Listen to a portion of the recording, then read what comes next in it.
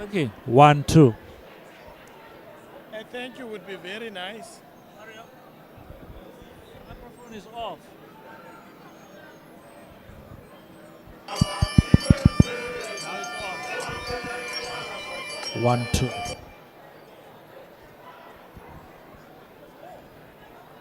thank you would be very nice. That would great, Benji. I wanted to urgently call Mario to sort this thing out. Thank you. Thank you. You are welcome, Your Highness. Sure.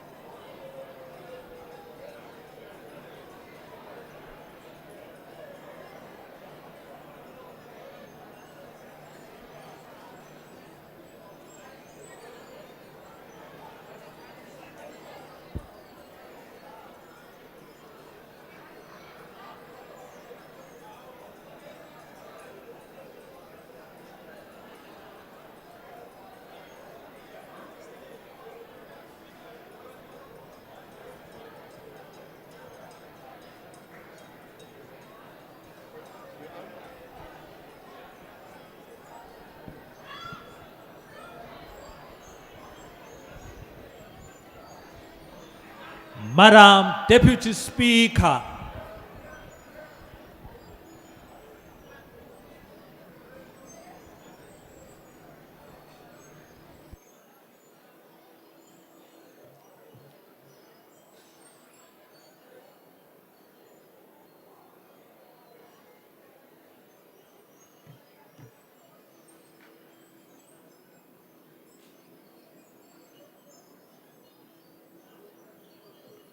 There will now be a moment for silent prayer and meditation.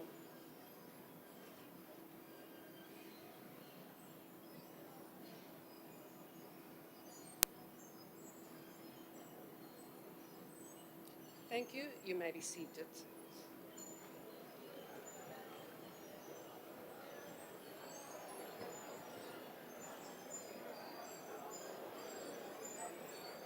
Honourable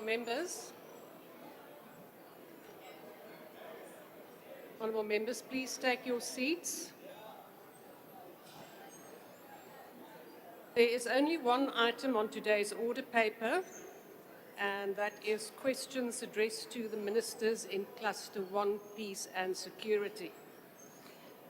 Now, honourable members will recall that on the 2nd of December 2025, the National Assembly agreed to amend rules on questions for oral reply.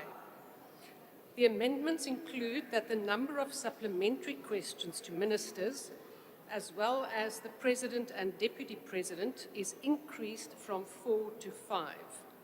The member in whose name the question stands will have the first and last opportunity to put a supplementary question.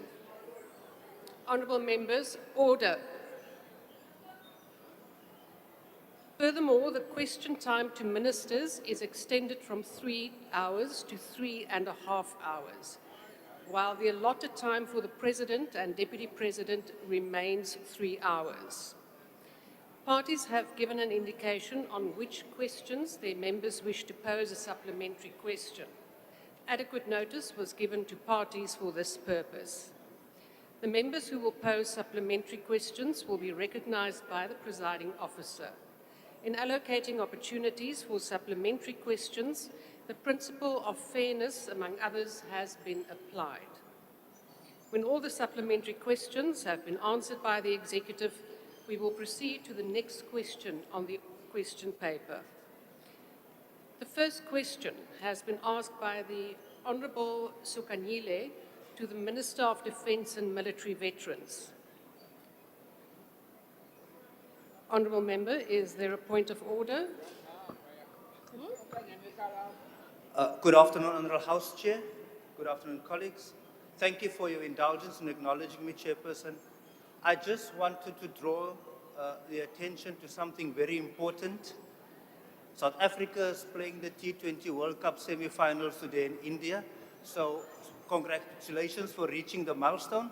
And we wish the Proteas, all the Protea power, to the coach Shukri Conrad and the captain Aiden Markram. All the best for T20. Bring the cup home, boys. Thank you. Honourable members, although that is not usual procedure how we do it, but because I'm a cricket fan, it's permitted.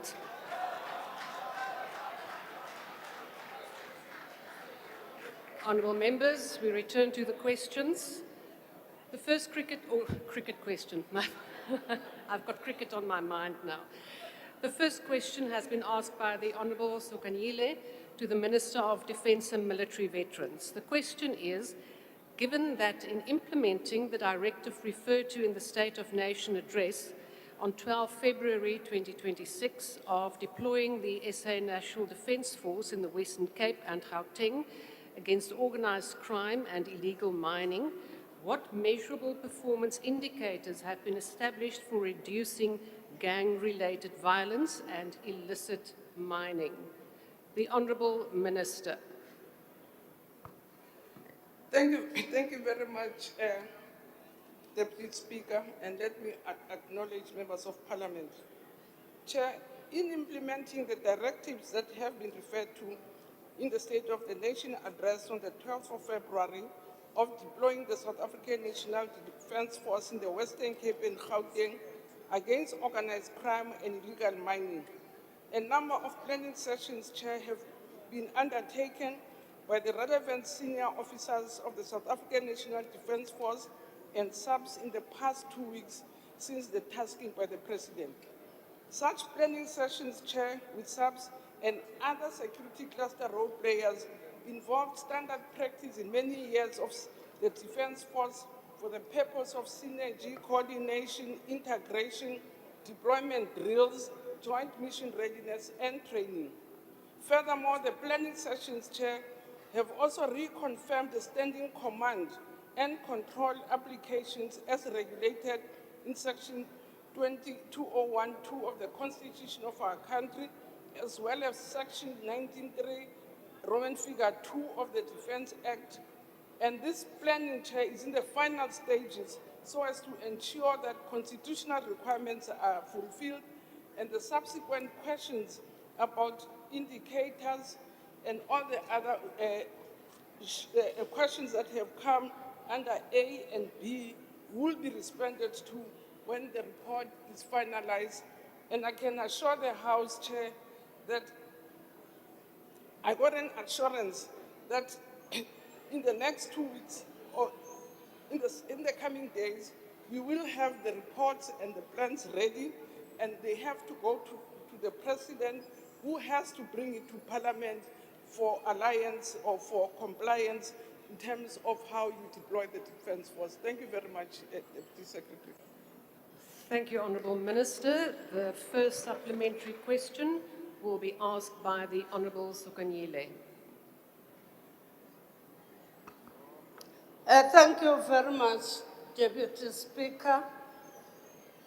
Honourable Minister, is there any specific training or orientation that has been provided to the deployed SANDF members on rules of engagement, human rights compliance, community interaction protocols, and the avoidance of excessive force when supporting civilian law enforcement in gang hotspots and illicit mining zones. Thank you.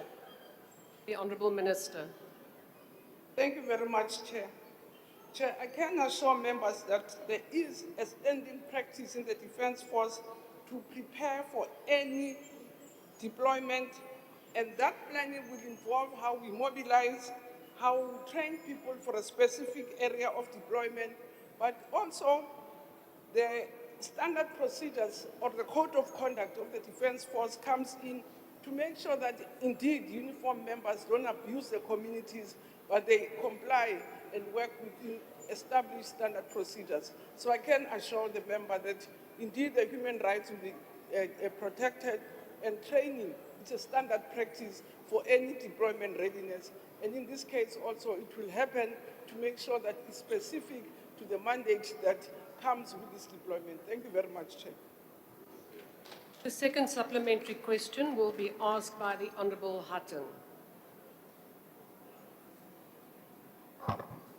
Honourable Deputy Speaker, the previous deployment in illegal mining at Stilfontein saw the death of approximately 89 illegal miners confirmed, with possibly more than 100. Now, what measurable indicators is the department using to determine whether this deployment will actually assist to dismantle organised illegal mining syndicates rather than simply displacing desperate miners and resulting in further loss of life? So, is this military deployment solving the problem or merely managing its consequences? I thank you. The Honourable Minister. No, thank you very much, Member, for the question. As I indicated in my response, Chair, that the code of conduct for uniformed members will be abided with, and they're expected to abide with it, and the protocols. Around the fact that they'll be killing people and not protecting them, I wish to really state that I have no doubt in my mind that this is meant to save lives, so that the incidents that happen in Gauteng, where locals can't even stay in their homes because they fear zamazamas, is to stabilize for everybody, so that illegal miners don't have the license to kill and displace people, but the whole community is assisted to settle down. So that's the objective, not to kill anybody, but to support everybody in the area and make sure that there's no bigger victim than the other. Thank you, Chair. The third supplementary question will be asked by the Honourable Meshwe. Thank you, Deputy Speaker, and thank you, Honourable Minister. While the ACDP welcomes the deployment of the SANDF in the Western Cape and Gauteng to combat gangsterism and illegal mining, we are concerned that this may only provide temporary relief. Gangsters and illegal miners may move to new areas to escape the SANDF, only to return once their deployment has ended. They may also bribe army personnel to ignore their activities. The ACDP would therefore like to know whether the measurable performance indicators would include the permanent closure of mine shafts and drug dens, and the arrest of illegal mining kingpins and gang bosses. If not, what would be those measures? Thank you. The Honourable Minister. No, thank you very much, Ntate Mruti, and I agree with you that sometimes if you deal with crime here, you are making it migrate to the other areas. Hence, other areas are worried that they will migrate to the next open mine. And I think that's what the overall plan should be. But not only closing of mines that will save people, but indeed dealing with socio-economic factors.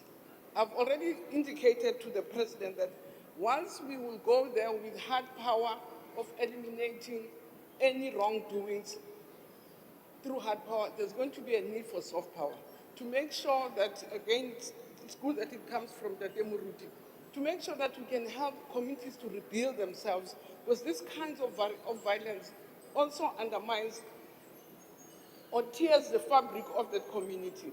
So whether indicators will be able to say that, make sure that there's no incident elsewhere, I think the planning should be able to do that. But without the plan, I'll be misleading you to say, yes, indeed, it would close that. But it is a very important factor to consider to make sure that it does not migrate from one area to the other.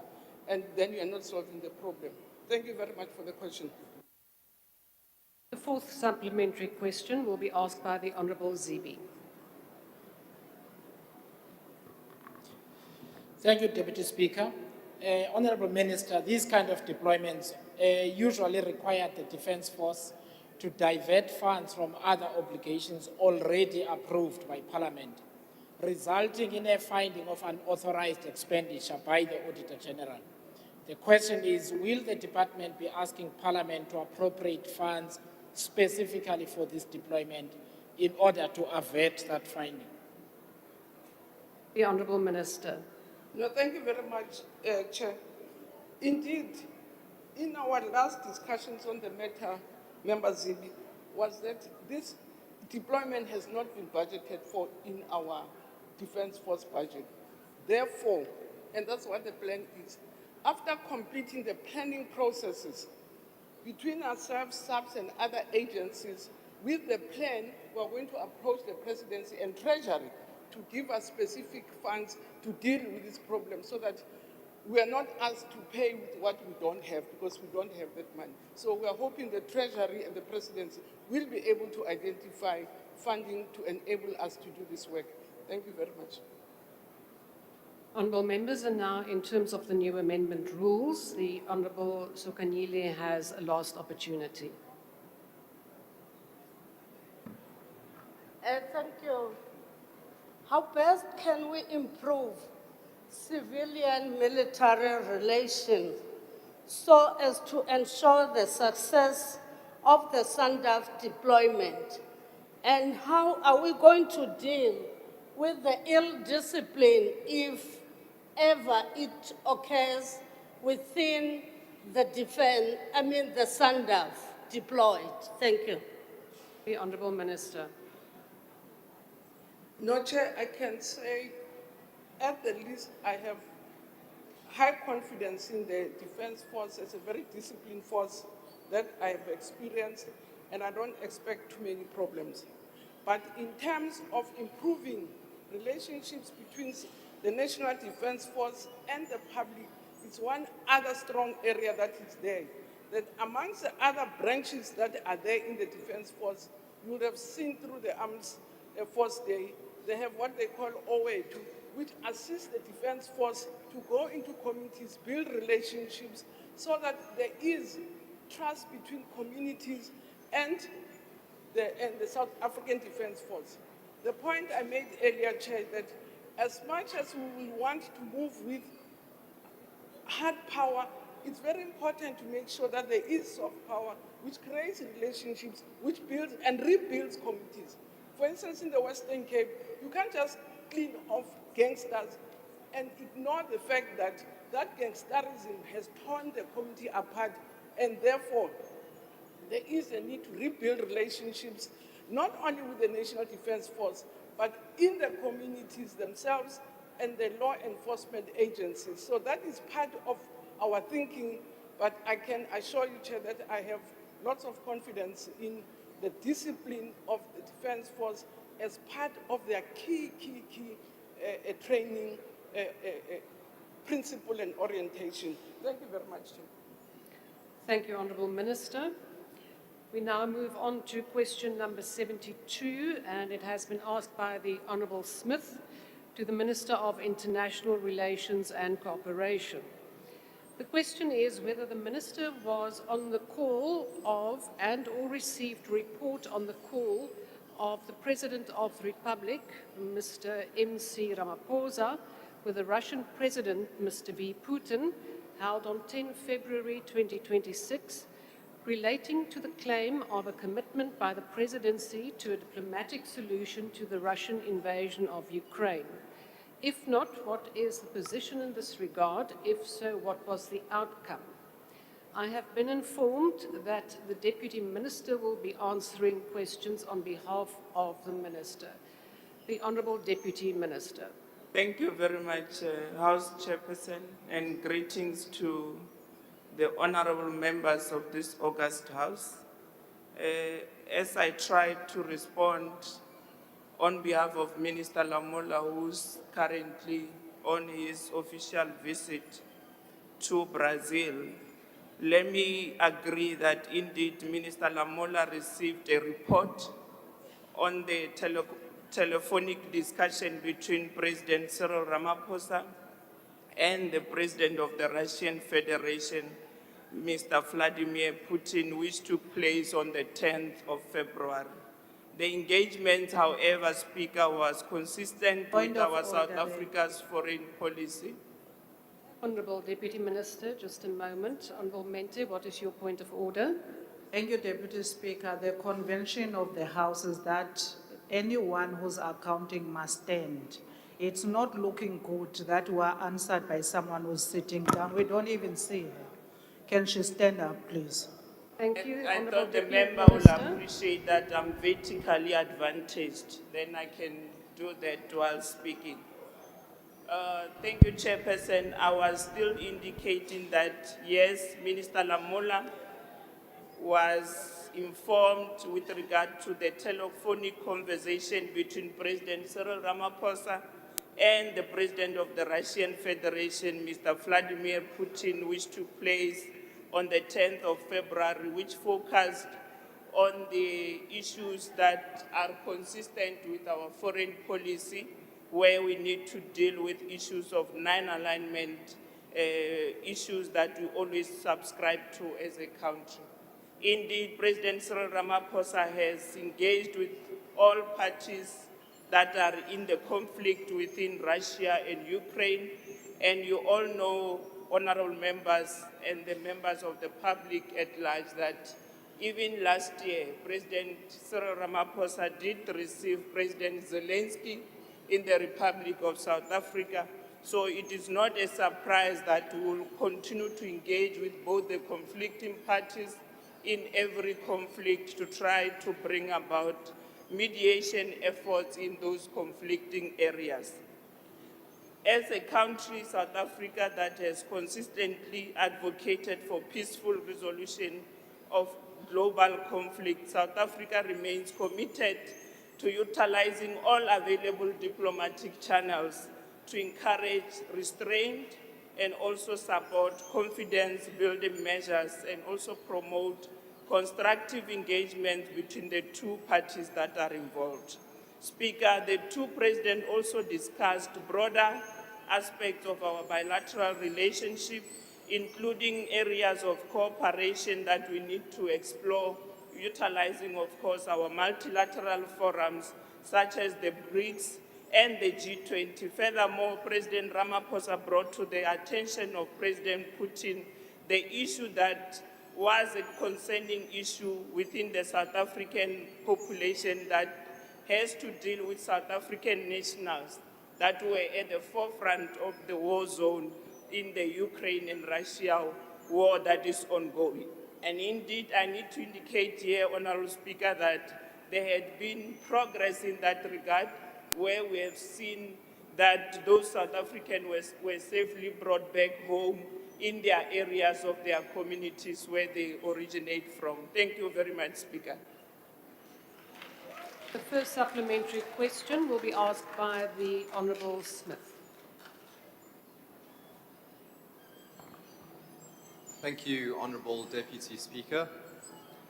Deputy Minister, it is no secret that the Russian Federation is a deeply maligned actor on the international stage, with a focus on destabilizing democracy, projecting power and influence, and violating state sovereignty.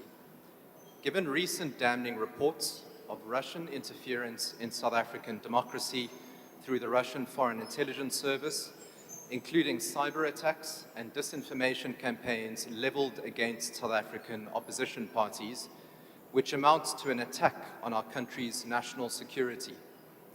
Will the Deputy Minister démarche the Russian ambassador and put on terms South Africa's diplomatic relationship with the Russian Federation? The Honourable Deputy Minister. Thank you very much, House Chairperson and members. I think, Chairperson, the insinuation that indicates that the Russian Federation always interferes within our South African security system is somewhat misplaced. And I think I need to indicate to the honorable member that through our own state security agency in South Africa, every time when there are incidences of this nature, we will be able to detect them and be able to combat them accordingly. But what the honorable member is insinuating is not factual, is not even founded, and when we do detect this kind of incidents, South African state security agencies are more than able to can respond to this kind of incidences so that we protect the safety and the sovereignty of our country, South Africa. Thank you very much. The second supplementary question will be asked by the Honourable Moela. Thank you very much, Deputy Speaker. Deputy Minister, following the call, what engagement has the department initiated with other BRICS members, the African Union or the United Nations, to build on the reported commitment to a diplomatic path, including any scheduled follow-up meetings that you had? Thank you very much. The Honourable Deputy Minister. Thank you very much, Honorable Moela, for that question. I think from where we are sitting, we need to engage within multilateral forums, whether it's BRICS, whether it's G7 or the G20, to make it a point that we leverage on the opportunities that are presented by those forums and other member states that continue to participate in those various forums. And we are now embarking fully as a country on issues of economic diplomacy through our various missions abroad. And I think honorable member ought to appreciate that we utilize our missions abroad to deal with issues of economic diplomacy where we need to leverage on the opportunities available for us to enter into a structured mechanism where we need to advance our own national interest as a country of South Africa and see to it that we grow the economy of our beautiful country, South Africa. Thank you very much. The third supplementary question will be asked by the Honourable Douglas. Thank you, Honourable Speaker. Honourable Deputy Minister, in the light of ongoing global tensions arising from the continued conflict between the Russian Federation and Ukraine, and noting public statements that the Republic of South Africa remains committed to non-alignment and a negotiated political settlement, what specific diplomatic initiatives has the Republic undertaken, whether bilaterally or through multilateral platforms, to advance such a settlement, and what measurable outcomes have been achieved to date, and can we have a view of those agreements? Thank you. The Honourable Deputy Minister. Thank you very much, Honorable Douglas, for that strategic question that you are posing. We continue to relate very well with the Russian Federation at a diplomatic level and also at a political level. We always have our ministerial joint commissions with our counterparts in Russia, because at the center of what we are doing through our foreign policy, it has to be how do we then champion our national interest as a country, because you must also appreciate the fact that South Africa continues to share those historic ties with the Russian Federation, because they were there for us during the apartheid regime, and it can't be correct that today, during the South African dispensation, we tend to forget our strategic forces that were there for us when it was not fashionable to do so. So we'll continue to engage with the Russian Federation from BNC and also at a structured mechanism, whether joint ministerial commission that we continue to have with the Federation of Russia, to see to it that we champion our interest as the people of South Africa. Thank you. The fourth supplementary question will be asked by the Honourable Mhlongo. Thank you, Deputy Speaker. On the issue of the Russian-Ukraine President Cyril Ramaphosa is receiving a briefing, What was entailed in the commitment to a diplomatic solution between the two countries, Deputy Minister? From the report that the Ministry received on the call, was the primary objective of the call not to thank and finalize the agreement to return the South Africans who erroneously found themselves fighting with Russian forces in Ukraine? If so, why the statement that was issued mentioned other issues that there's no clear report of, or will the DM avail the report of the other issues that were mentioned in your answer? Thank you. The Honourable Deputy Minister. Thank you very much, Honorable Mhlongo. I always share these insights with Honorable Mhlongo and Honorable Douglas because they sit in the Portfolio Committee on International Relations on behalf of this Parliament. I need to indicate that President Cyril Ramaphosa, as the head of state, is empowered by the Constitution of the Republic of South Africa to deal with issues of championing our foreign policy. And he is therefore engaging with his counterparts, whether it's within the Federation of Russia or anywhere in the world, to make it a point that we strengthen our diplomatic ties with those respective countries, and we also coordinate ourselves as to how do we approach several multilateral forums that we continue to participate in, whether it's BRICS, whether it's the G7 or the G20.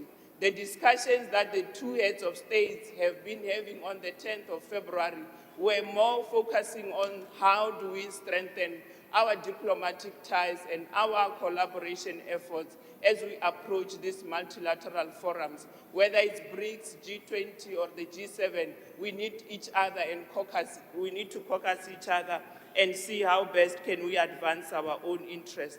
Central to the discussion, Honorable Mhlongo, if you had listened, I indicated that the President of the Republic of South Africa has brought to the attention of the President of the Federation of Russia to say, we do have South Africans that are stranded, that are at the forefront of the ongoing war that is happening between Russia and Ukraine.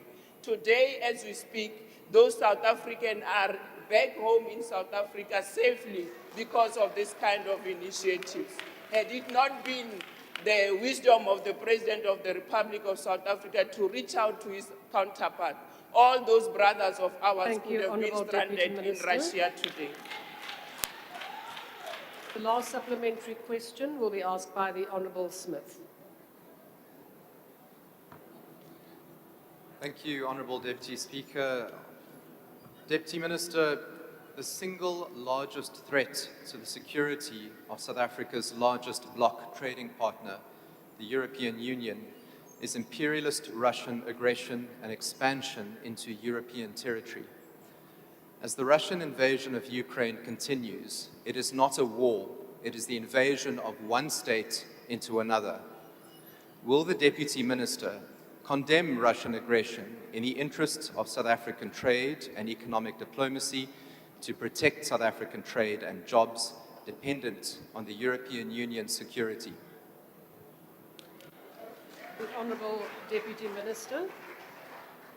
Thank you very much once again, Honourable Speaker, for the opportunity. I need to maybe educate honourable members of this august House in terms of the thrust of our foreign policy.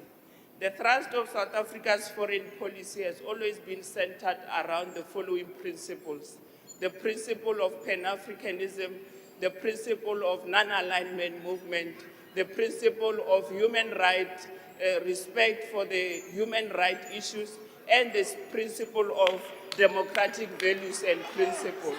So we need to always, at the back of our mind, when we relate with the rest of the world, appreciate these principles that are guiding our foreign policy. We are engaging with whoever in the world as long as it is in the best interest of South Africa to do that. We will continue to do that, including the engagement that we have with the Russian Federation that is led by President Putin. Thank you. Thank you, Deputy Minister. Question number 21 has been asked by the Honourable Nomvalu to the Minister of Defence and Military Veterans. The question is, how does the Minister justify the fact that the Republic cannot defend its territorial integrity and by implication its national self-determination and sovereignty, with the SA Navy that is tasked with securing a 1.5 million square kilometre exclusive economic zone, critical for trade and resource extraction, while it is provided with limited resources, leaving maritime routes carrying 80% of the gross domestic product of the Republic exposed to piracy, illegal fishing and trafficking. The Honourable Minister. Thank you very much for the question. Our response is that indeed maritime security is at the heart of our actions for deterrence, but also to protect our resources. But as most nations in the world, we don't have everything that we require, and that's why on an ongoing basis we raise the issues with Parliament, with the committees and with Cabinet. But, Chair, the Defence Force is actively working towards an increased state of readiness of its vessels on a continuous basis. But we continue to conduct patrols at the sea within the Republic's maritime domain. We also continue to ensure that the country's maritime interests and resources are protected within our territorial waters. I can also share, Chair, that out of the acquisition projects, the previous administration had managed to acquire 3 vessels which continue and ensure the safety of our maritime environment. And these vessels not only serve as deterrents, but also respond to maritime threats. And we also work with other departments in the country, like your environment, to make sure that we can synergize our energies, but also work with other coastal neighboring countries to make sure that we have a coherent, seamless approach to all the threats that come to South Africa and the neighboring countries. Thank you very much, Chair. I've been informed that the Honourable Litchfield Chabalala will take charge of the first question on behalf of the Honourable Nomvalu in accordance with Rule 13710A. Thank you, Deputy Speaker. Minister Kasompo Fela, kopa unlukafaletse mona. Why are we continuing with the doctrine of a big army and a small navy when our economic zone has got more water, which means we are more water than land? Because before 94, it made sense. They were fighting a war in Namibia, in southern Angola, internally. Now we need a bigger navy than a bigger army, because that economic exclusive zone carries 80% of our GDP. So, Kopang Lukafaletse Moufela, Kialebua deputies. The Honourable Minister.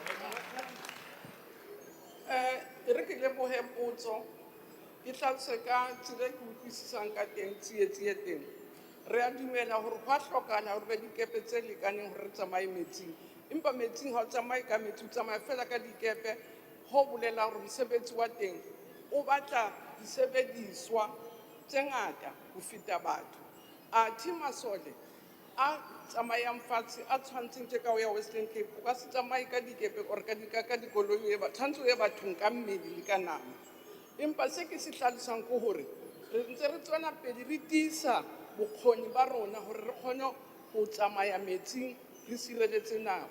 Ke dumelana le wena ha hore boholo ba mosebetsi ba or bophara ba coastal line ya rona bo a hloka hore re be le matla a tsitsitseng.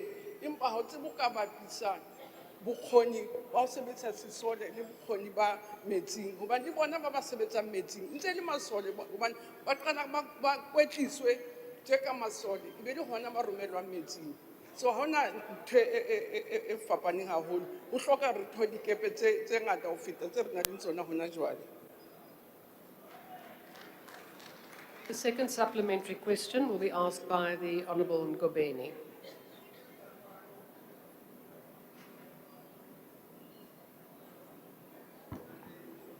Thank you very much, Madam Deputy Speaker. As a follow-up, would like to ask the Minister what progress has been made to bolster the South African Navy ability to effectively patrol and secure the maritime domain by pushing back against piracy, illegal fishing, trafficking, as well as to ensure that we can say with confidence that our sovereignty is properly secured. Thank you. Honourable Minister, before you reply, I just want to make sure I had on my list action essay to ask the follow-up, and it says Ms. Honourable Ngubeni. Honourable Trollip. No, Honourable Deputy Speaker, it says me and it's on the parliamentary list. We informed Parliament. Yes, we did. Here is the list. But thank you very much for the opportunity. According to 2024-2025 annual report, the Navy cannot provide required capabilities due to unavailability of vessels. 47% of sea hours achieved against target, 33.2% maritime training and compliance. Long-range patrols of vast coastline have been cancelled due to unserviceable craft. 2 submarines out of service, 1 under extended maintenance, 1 in 4 frigates available, only the SAS Amatola occasionally operational. The others are in dry dock. I'm not sure what vessels you are talking about that are available. Under these circumstances, Minister, how are we securing our maritime sovereignty? How are we protecting our maritime and marine resources from exploitation by illicit fishing in our exclusive economic zone? And how are we preventing infiltration of drug trafficking through our maritime border? The Honourable Minister. No, thank you very much, Chair. With respect, I won't answer the first part because these are statistics that the member got from the department. So it's not anything new that we don't know about what the challenges are. But the point I'm making, in spite of the challenges that ourselves have made public, we are doing all we can. It's not only Amatola, I'm saying the last administration got 3 vessels to make sure that we patrol. We're saying to enhance and strengthen our hands in the context of these challenges is to work with other sister departments to reinforce the work that we do, but also work with other coastal countries like Mozambique and Angola to make sure that there's a seamless protection. So the fact of the matter is yes, and I've admitted in the first part of the question, we need to do more as a country. We need to get more vessels. Maybe it's because I was speaking in Sesotho. We need to get more vessels to strengthen our hands. And we're not denying that there are challenges. But we're also saying we're not going to throw our hands in the air and say there's nothing we can do because we don't have adequate resources. We're doing all we can within the resources that we have. So it's not only Amadola. I'm saying the previous administration, we inherited 3 ships that are helping us to patrol the border. So we are doing work. We could do more, but we are doing what we have to do to protect our coastline and also protect our maritime wealth. Thank you, Chair. The third supplementary question will be asked by the Honourable Van Wyk. House Chair, thank you very much. Honourable Minister, is there any intelligence indicating that criminal elements within the South African Navy are colluding with illegal fishing operations, drug cartels, or human traffickers? And if so, what oversight, investigative, and accountability mechanisms are currently in place to detect, prevent, and decisively address such conduct? Thank you very much. The Honourable Minister. Chair, I'm not going to deny that from where I sit I have no report which says members of the Defence Force in the Navy are working with criminals. I'm not going to deny it, but I don't know about it because I don't have such a report. But what I can say also is that every section of the department works with our intelligence, with our defense intelligence to provide all the information we require. We may not publicize it openly, but the fact of the matter that our defense intelligence, working with other intelligence agencies in the country, collect information on an ongoing basis. But if members have more information which we don't have, we will submit to the relevant intelligence bodies, verify it and act on it. But I can't say what actions we have because I don't have such a report. But it's possible that there is such information, and perhaps member can share with us the information that he has about Defense Force members or naval members working with criminals, and we'll definitely have to act in order to protect our country. Thank you very much, Chair. The fourth supplementary question will be asked by the Honourable Tebekulu. Thank you, Deputy Speaker. Honourable Minister, in view of the cross-border nature of piracy, trafficking and illegal fishing, what concrete steps has or will the Minister take to strengthen cooperation within the Southern African Development Community to ensure coordinated patrols, intelligence sharing, and joint maritime enforcement? Thank you. The Honourable Minister. As I said, indicated, Chair, I said as part of our strategy, and not only of Defence Force, is to work with our neighbours, because to have a seamless system, we need to work with Mozambique up to as far as Tanzania and all the coastal countries. That's why we have an ongoing relationship with them to make sure that we can work in synergy with coastal countries to our left and to our right. We also work well with Namibia, we work with Angola to make sure again that there's a seamless process to make sure that we can protect our naval interests as both countries. So we have ongoing working relationships, we have agreements, and there are ongoing meetings and sharing of information between those countries to exactly ensure that Nimpela, we can protect the whole SADC coastal line, even beyond SADC, because as I say, up to as far as Tanzania, to make sure that we share information. Thank you very much, Chair.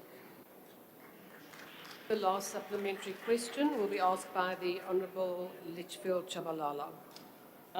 Kia leboha hape Deputy Speaker.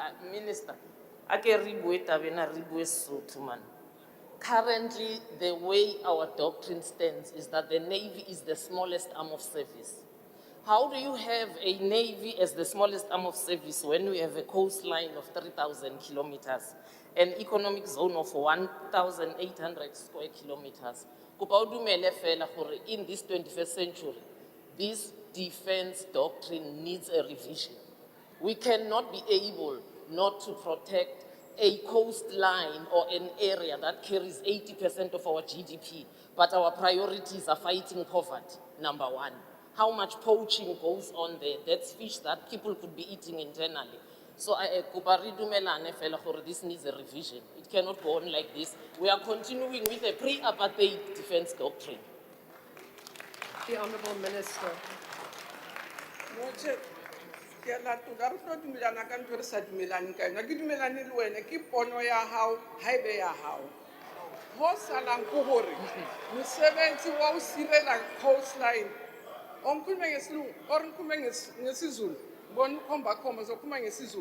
Kodwa ke umsebenzi wa usireletsa coastline ha o tshwane le mosebetsi wa naheng, so o tlo bapisa ntho tse sa tshwaneng. Mo ke dumelana le wena teng gore tshwanetse re tiise bokgoni ba rona. Coastline e monitoriwa ka dikepe e seng ka batho, so gore o tla tlatsa setšhaba ho coastline ba tla matha coastline ba direkisa di-poachers ha e sebetse jwalo.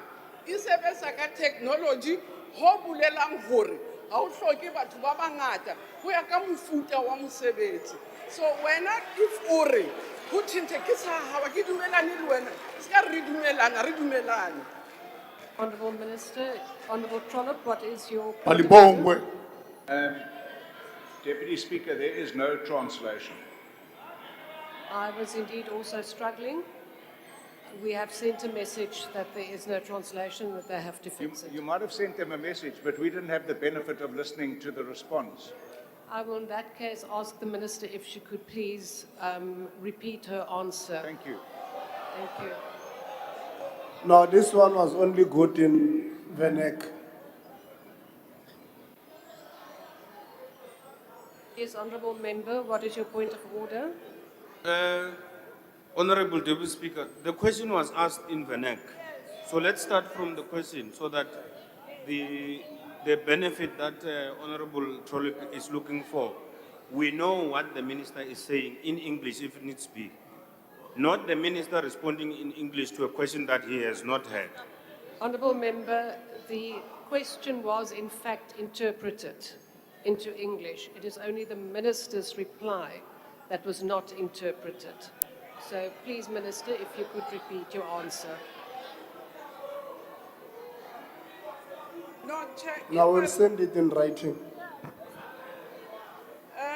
In my response to the question, I was asked to admit that the doctrine is incorrect, and I'm saying the basis thereof is not valid. You can't compare maritime capacity to all your landward capacity, because the way the assignments are performed, it requires different capacities. Where I agree with the member is that indeed we need to continue to strengthen our maritime capacity, but not necessarily compare it to our landward capacity. That's what I'm saying. So those things are unrelated, and therefore there's no need to motivate for capacitating the Navy at the expense of the Army. That's what I was saying. I'm saying I'm not agreeing with it on some parts, I'm agreeing with it on other parts. Thank you, Honourable Minister.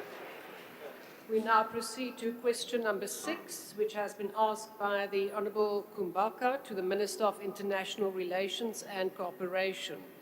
The question is, given that the election of the Republic to the Peace and Security Council of the African Union for the 2026 to 2028 term positions the Republic at the centre of continental peace efforts, what strategic priorities will be advanced in the specified term, particularly regarding conflict resolution and broader regional stability? And how does he intend for such priorities to advance the goals and priority areas of Agenda 2063? The Honourable Deputy Minister. Thank you very much, Honourable Speaker, and to the Honourable Member for the question. I need to indicate that South Africa's tenure at the AU Peace and Security Council will be guided by the centrality of Africa as a continent and also our South Africa's foreign policy. This approach will continue to emphasize the alignment of South Africa's national interest with the continental priorities since 1994. I also need to indicate that South Africa has adopted a foreign policy that advocates for Africa's renewal and integration. Central to this is Africa's Vision 2030, where we need to silence the guns and make it a point that we build a peaceful and prosperous Africa that we so much love, all of us. Central to our priority areas as we continue with our tenure in the AU Peace and Security Council will be the whole issue where we need to reset the AU Peace and Security rule-based engagements, and also the issue of having to have the AU Peace and Security Council as a premier organ of the AU responsibility towards issues of peace and security in the continent. We also need to work towards institutionalizing the early warning mechanism within the AU Peace and Security Council, because, Speaker, in more than instances that we have experienced, conflict continue to recur under our watch, and we don't have an institutionalized mechanism to detect early warning mechanism within those areas that are conflicted. We are also going to be advocating for expeditious and a consistent and predictable implementation of all our AU Peace and Security Council decisions. Because in most instances, we take decisions that are not followed up and that are not even implemented. We are also going to bring onto the AU Peace and Security our expertise where we have built peace and security in Mozambique. We have also assisted in the Eastern DRC through our troop contribution mechanism within the Summit DRC.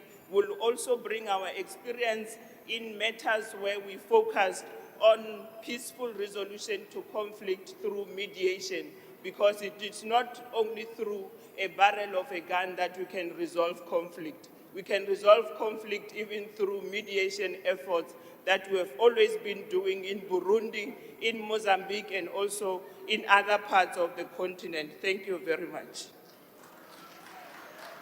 The first supplementary question will be asked by the Honourable Kumbaka. Thank you, Honourable Deputy Speaker.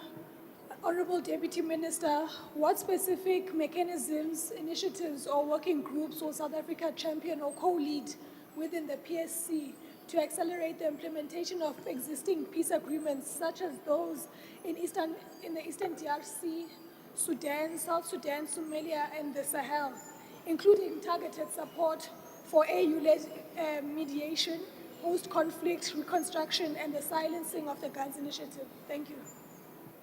The Honourable Deputy Minister. Thank you very much, Honourable Speaker and the member. South Africa is the chair of the AU High-Level Ad Hoc Committee for South Sudan, which is the C5. This High-Level Ad Hoc Committee had a session now along the sideline of the AU summit that was recently held in Ethiopia, and we are now pleased to indicate that we participate in the C5 on matters of Sudan together with Algeria and Nigeria, who always form part of the C5. I think we need to indicate as well that we need to advocate for more resolution to conflicts through mediation effort, because the President of the Republic of South Africa has also had a special envoy from South Sudan that came and met with him. And what was discussed within those engagements was, how do we support South Sudan to go back to its constitutional democracy? And I'm pleased to indicate that today, as we speak, South Sudan is preparing to hold its democratic elections this year, December. And I need to indicate that they will always be given the necessary support with a special envoy as well that is led by the Deputy President on behalf of the President of the Republic of South Africa to South Sudan, to see to it that we work together at a bilateral level and at a diplomatic level to assist South Sudan to go back to its democratic values and principles. Thank you very much. The second supplementary question will be asked by the Honourable Smith.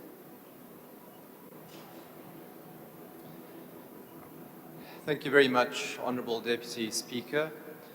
Deputy Minister, I'm very glad to hear that you've mentioned returning South Sudan back to a functional democracy, because Africa's security can only be guaranteed when we address the backslide of democracy and the dangerous rise of dictatorial regimes in our region. Instead of condemning countries like Mozambique, Tanzania, and Zimbabwe for their sham elections and human rights atrocities in recent months, DIRCO and the presidency send them well wishes and invite them to South Africa as guests of honor. How does the Minister intend to address peace and security concerns on the continent through the AU Peace and Security Council when it remains silent on violent dictatorships and authoritarian regimes which are on the rise in Africa and prevalent right here on our doorstep? The Honourable Deputy Minister.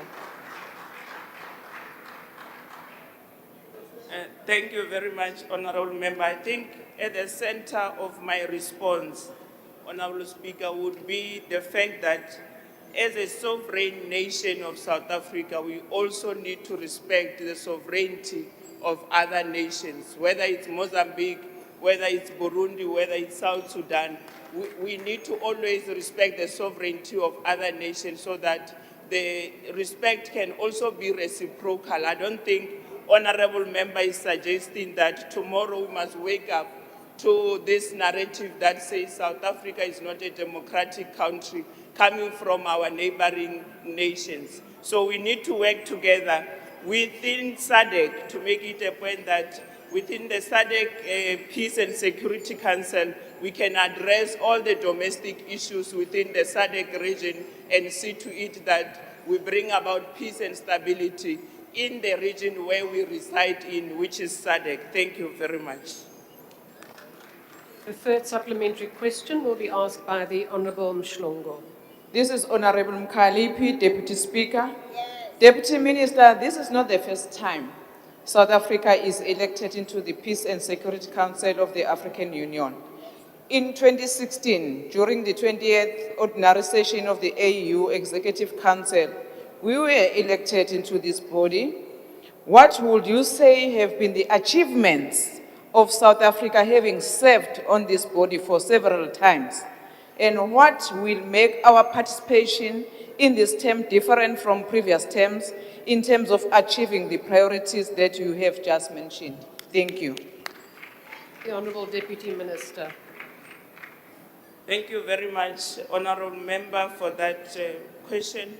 From where we are standing as South Africa, we are bringing with us a particular experience in terms of issues of peaceful resolution to conflict and issues of resolving conflict through mediation efforts. I am indicating here, member, that you pay attention to the work that we have done as South Africa within SADC and beyond. The experiences that we are having as South Africa on these measures are the ones that have given us this confidence that we have seen within the broader AU Commission to have given us this opportunity to be part and parcel of the AU Peace and Security Council. We have worked together in Burundi to bring about peace. Today, as we speak, honorable member, Burundi is stable and it is brought back to its democratic values. We have also intervened in Mozambique, where those conflicts were trying to raise their ugly heads. Today, as we speak, Mozambique is stable and secured because of the efforts of the people of South Africa under the government of President Cyril Ramaphosa. So we do have this expertise that we have as South Africa, and that is the reason why we were re-elected into the AU Peace and Security again by other member states of the AU. Thank you very much. The fourth supplementary question will be asked by the Honourable Maimane. Thank you very much, Speaker, and I want to welcome what the Deputy Minister is saying about the interventions they've had. Deputy Minister, I want to introduce you to the African Democratic Alliance on Freedom and Progress, an association of opposition parties in the continent seeking to really maintain democracy. And I want to say to you, I support the view of silencing the guns. But I think you and I would agree on one common fact. You cannot build democracy without Democrats. And there seems to be this growing tendency in the continent where people get elected and mid-term start to adjust their terms so that they can stay longer. My question to you, therefore, Deputy Minister, because the same thing happened in Guinea and it ended up in violence, which undermines your efforts. The same thing is taking place in Zimbabwe right now, where the president is seeking to extend his term. Do you support the extension of that term, or will you condemn it on behalf of the people of Zimbabwe as you've intervened in other places? I thank you very much. The Honourable Deputy Minister.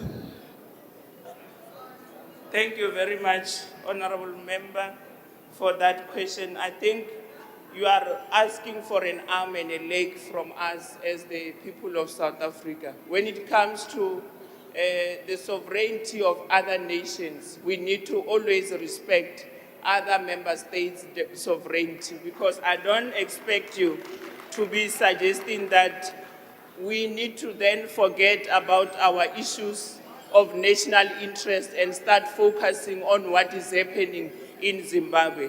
I believe that Zimbabwean citizens themselves are going to chart a way forward on how they want to see their country being led going forward without us necessarily interfering within their domestic issues. So we'll utilize our SADC interim chairmanship, Honorable Speaker, to make it a point that the constitutional values and principles that have been guiding our foreign policy as a country are not being compromised. And I think we sit together with our other SADC member states, including Zimbabwe and all others that are within the Southern African developmental community, which is SADC, that we will make it a point that within the SADC region will advocate for issues of the respect for the human rights issues, the respect for the issues of the rule of law, and the respect for the constitutional democracy. So with regard to Zimbabwe, the Zimbabweans are at liberty to chart their way forward without us interfering. Thank you very much. Thank you very much. The last supplementary question will be asked by Honorable Kumbaka. Thank you, Honorable House Chairperson. Honorable Deputy Minister, how will South Africa support operational effectiveness and accountability within the AU peace support missions? Thank you. Honorable Deputy Minister. Thank you very much. I need to indicate that, Honorable Speaker, South Africa is also a member of AU High-Level Ad Hoc Committee for Libya and has actively supported the chair where the Republic of Congo has been chairing that organ. And in its mandate, we need to foster a Libyan-led inclusive political process to achieve a lasting peace and security that can always be in line with their national interest. South Africa will also take over as a chair of the Regional Oversight Mechanism on Peace, Security and Cooperation Framework of the Democratic Republic of Congo and the Great Lakes region, of which the AU is a co-guarantor in that particular regard.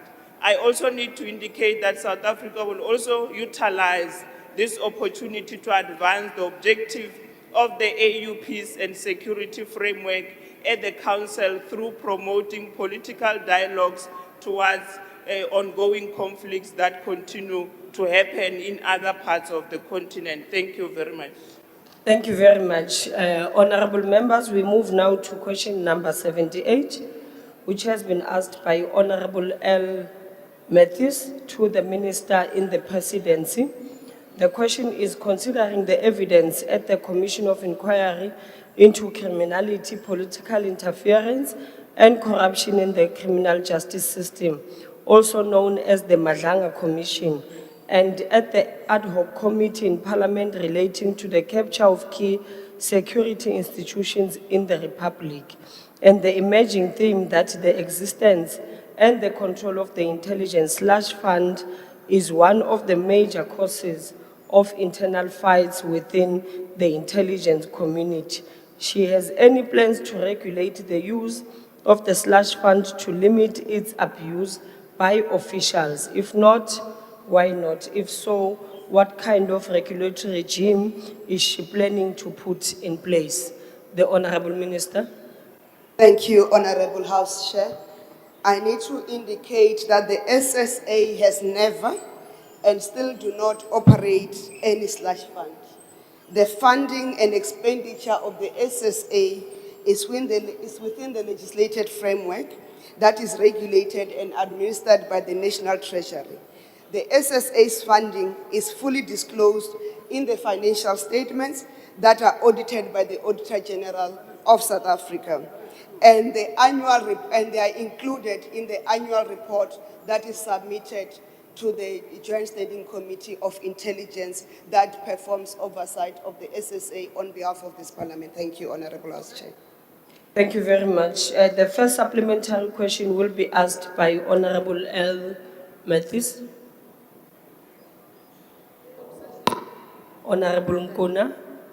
Thank you very You are much. taking the question. Thank you, House Chair. Yes, I'm taking the question. No, Minister, that is not true. I remember the history of this House. We've been asking this question of a slush fund. Who is managing it from the presidency? Because at all times, every evidence, Efika Komadlanga, and even the commissions before, a slush fund is utilized in a manner in which it's either for factions of the ANC or it's for corruption and bribing of every other entity and officials of entities, even with ESCOM, Transnet, and the Zondo Commission. The slush fund was the subject of that commission. Who is managing the slush fund? And why, when they come to Parliament, they say they cannot disclose that expenditure simply because of security reasons. So this which you are referring to is not the same thing that we're asking for. We're looking for the money that you utilize in secret. Where is it? The Honorable Minister. Thank you, Honorable House Chair. I think we need to separate the SSA from the South African Police Services Crime Intelligence Division.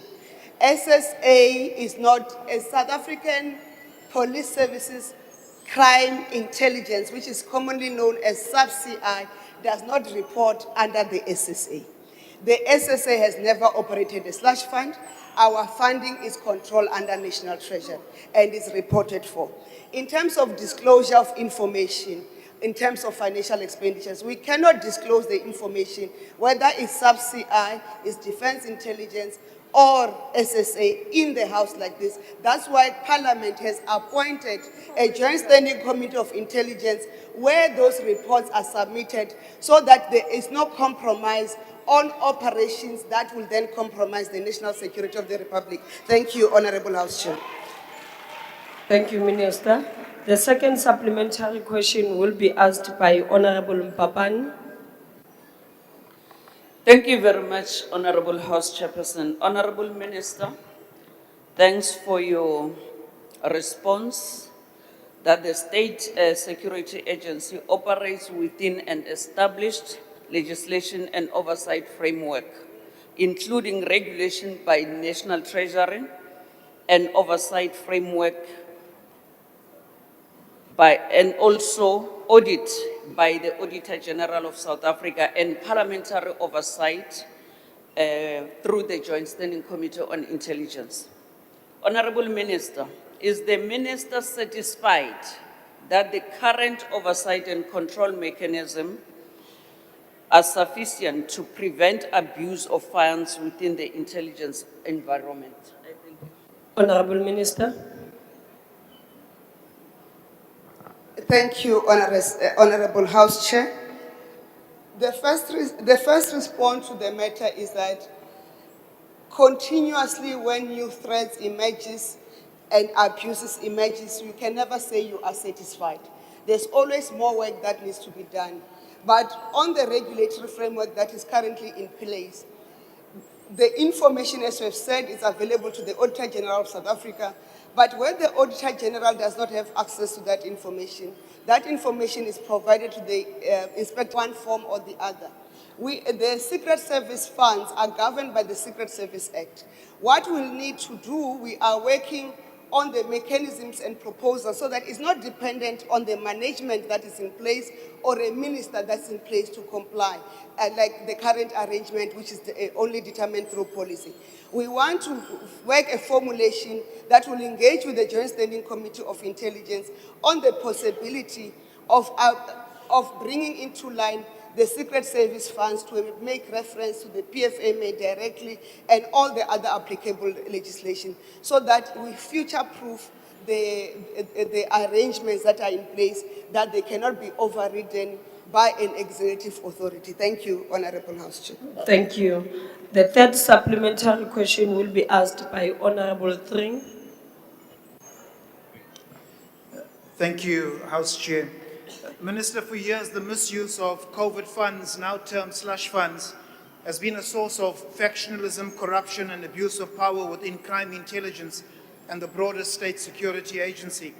The ACDP has proposed a regulatory regime grounded in transparency to Parliament, where all covert accounts must be subject to confidential reporting to the Joint Standing Committee on Intelligence, including an independent audit by the AG empowered to audit all covert funds, secure protocols, under secure protocols, and ensure criminal sanctions for officials who divert funds for personal or political gain. Minister, will you install and enhance these safeguards? And if yes, by when? If not, why not? And what alternative mechanisms would you propose to ensure accountability? Thank you. Honorable Minister. Thank you, Honorable House Chair. As I've indicated earlier, the SSA operates within a regulated framework, fully audited by the Auditor General of South Africa. The information that the Auditor General of South Africa does not have access to is information on agents.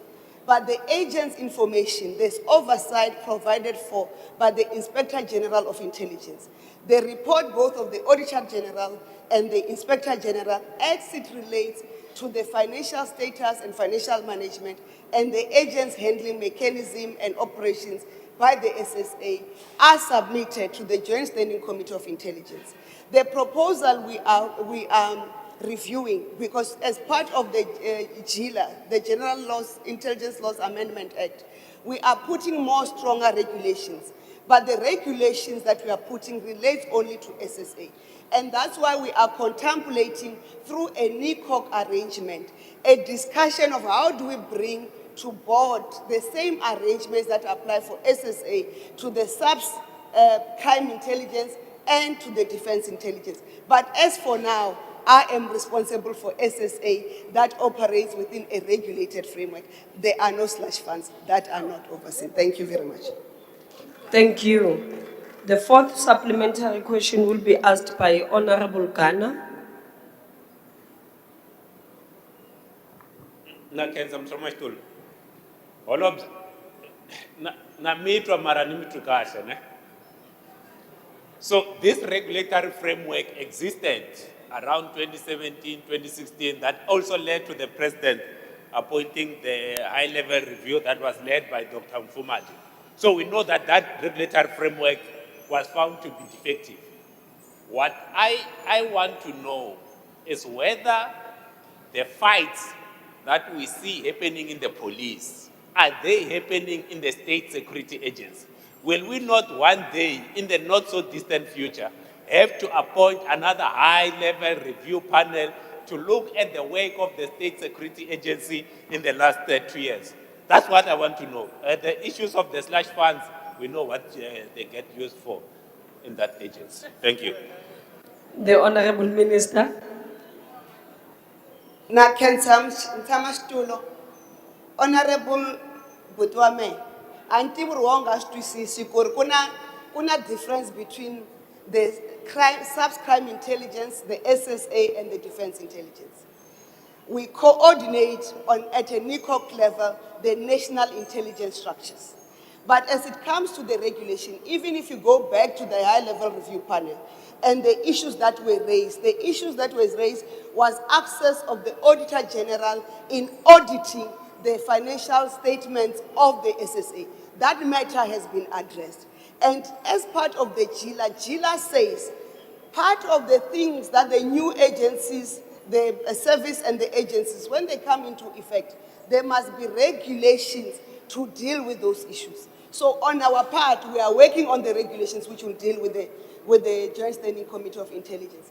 But on the part of the other national intelligence structures who do not have the same regulatory framework on their covert funding as SSA, we are contemplating a discussion and a proposal through the NICOP structure, which will engage with the Joint Standing Committee of Intelligence of what is the best mechanism for everyone. But on our view, we say we want to bring the Secret Service Fund into line with what the PFMA, not only what the PFMA provides, but what the other regulations provide. Why we want to do that is that we do not want another minister, another management team to override the current arrangements that we have put in place in response to the high-level review panel, so that there's no regress, that it becomes systematized. Because even regulations, they can be altered by the executive committee, executive authority in consultation with the Joint Standing Committee. That's why we're saying, will that be enough or should we go? So in the meantime, because for legislation it will take us 2 years,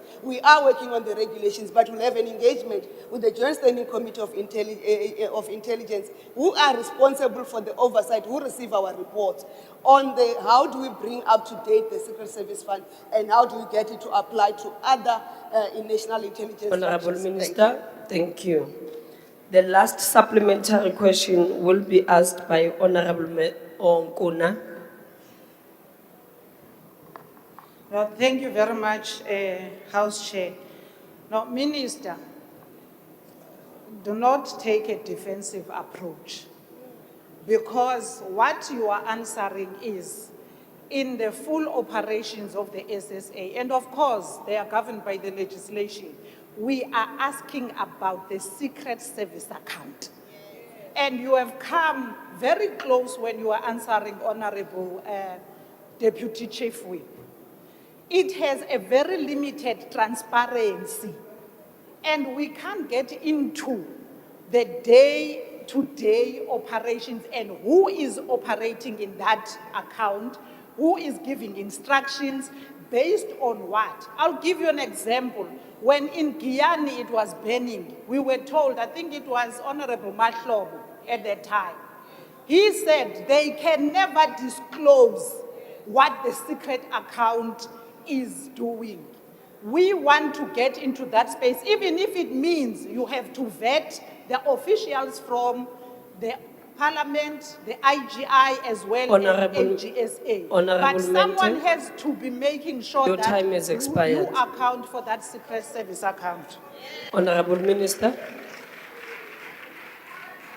Thank you, Honorable House Chair. As I've indicated, the Secret Service account is fully audited by the Auditor General of South Africa. On information that has to deal with the agents, it is audited or oversighted by the IGI. Both the Auditor General of South Africa and the IGI submit the relevant reports to the Joint Standing Committee of Intelligence. That it is for that reason that the members of the Joint Committee of Intelligence, who Parliament have assigned to oversee the state security agency, are vetted so that we could do the disclosures. It's that for that reason that questions that are provided to us, which we feel will compromise national security, we provide to the Joint Standing Committee of Intelligence. Unless this House is saying they do not have confidence in the mechanism they've set in place to oversee the SSA and the national intelligence structures. That discussion does not involve me. The House must come together and put a motion and say, how do we strengthen that mechanism? But the current mechanism is working. What we have been set to do by the Joint Standing Committee of Intelligence on behalf of this House is to say, let's develop the regulations to make sure the arrangements that have been done to prevent the mismanagement to recur are regulated, and the regulations of the state security agencies are not finalized by the minister.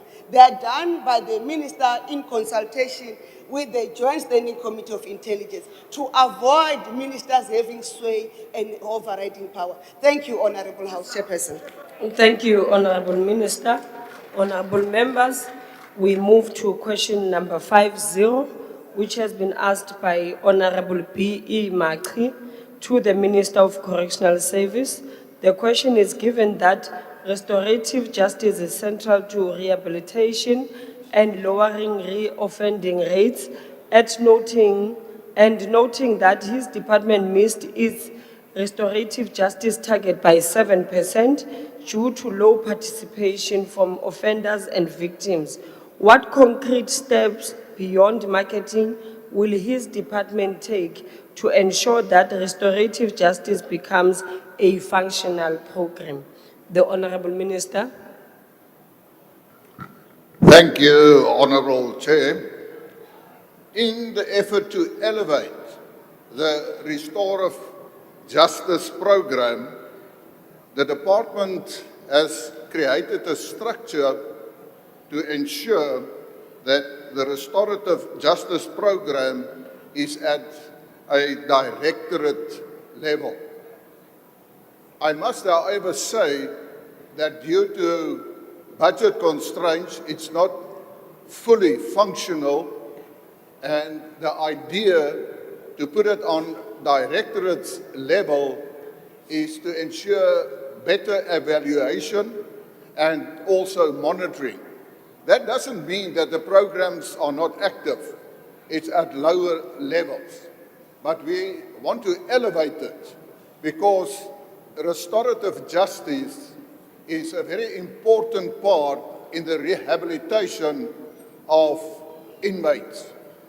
And the main issue here is that victims of crime now gets the opportunity where there can be a victim-offender dialogue, and it also enables victims to ensure that they have the right to attend parole boards when the specific offender parole is heard or dealt with.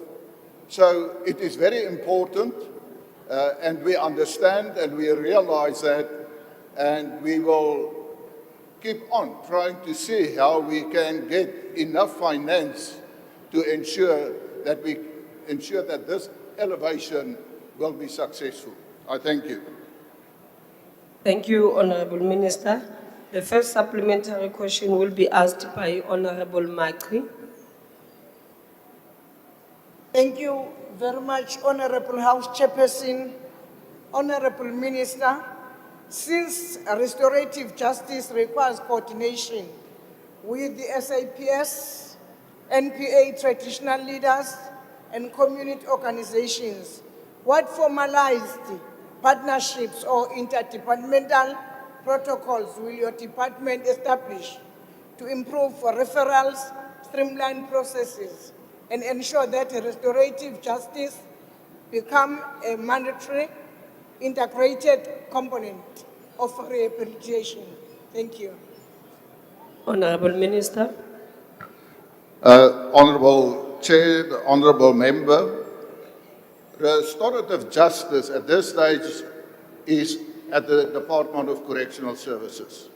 I hear what the Honourable Member says, that we must look of other role players like the South African Police Services, NGOs, in certain programs of restoration, and can I say, when it comes to offenders, different NGOs are already part of those programs. I can, for instance, give an example. We have anger management for offenders.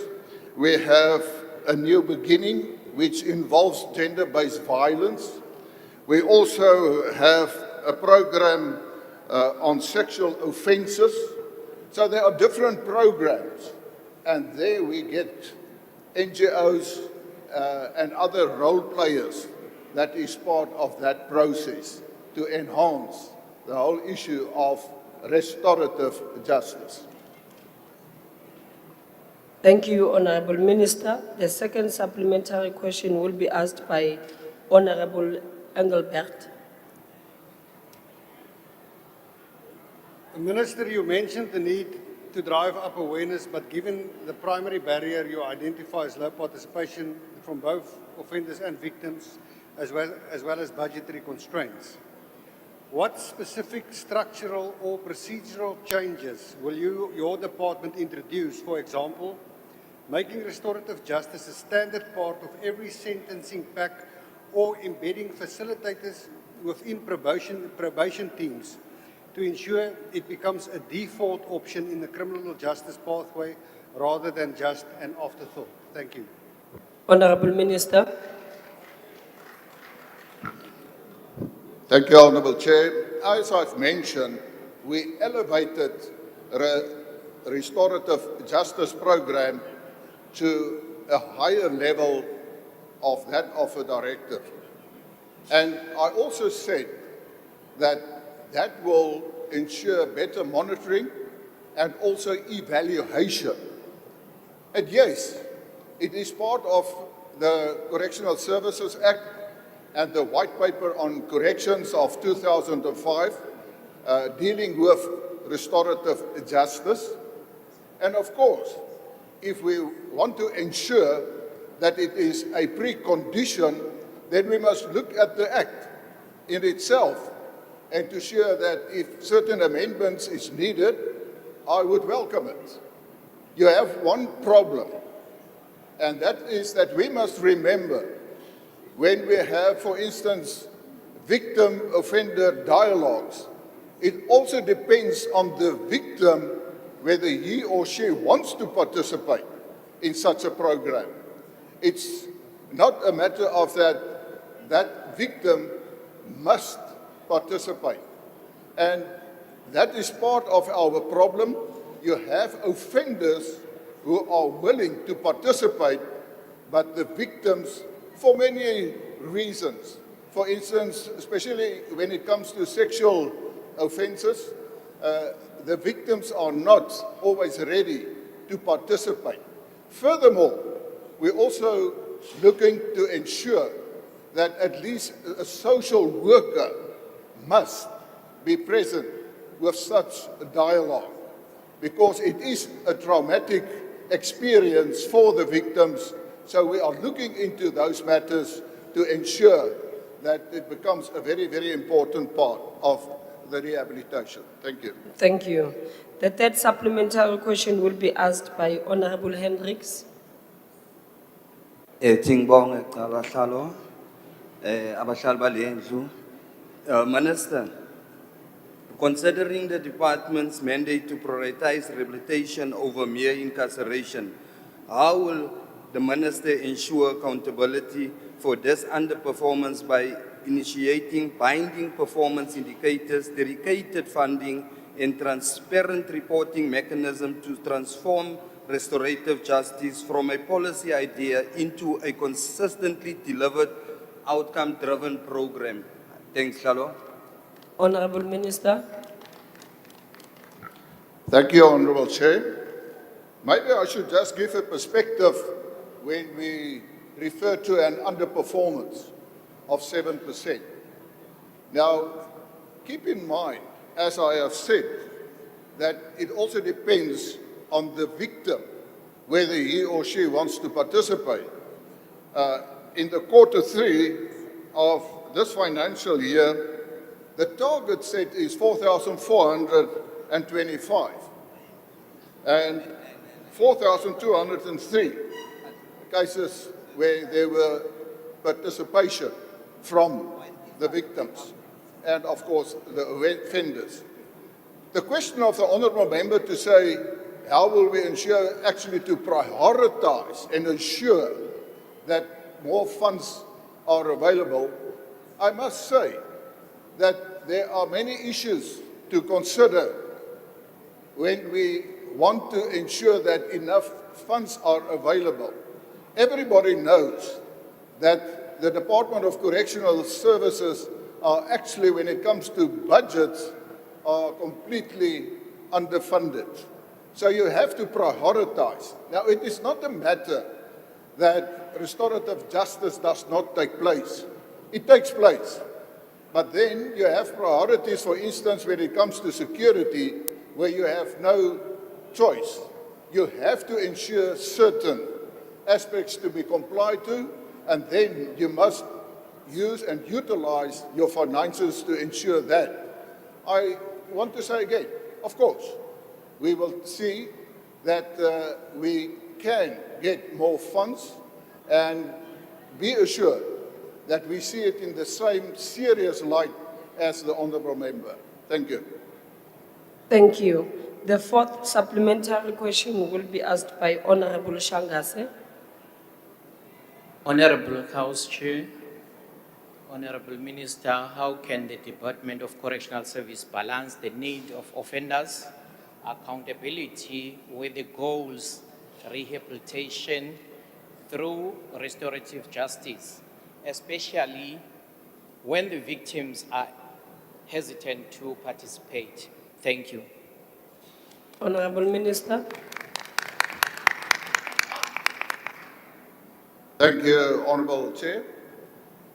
Well, firstly, let me say this, that it is not a matter that if the victim does not want to participate, that the whole concept of restorative justice is not dealt with.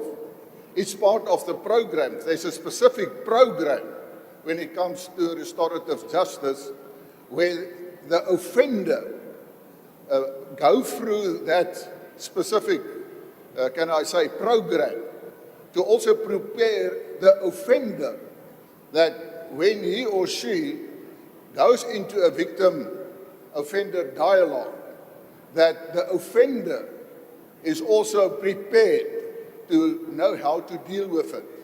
So it is not a matter that the offender then don't receive the correct rehabilitation in terms of the fact that the victim does not want to participate. So the program in itself is also then contributing for the rehabilitation of the offender. Thank you.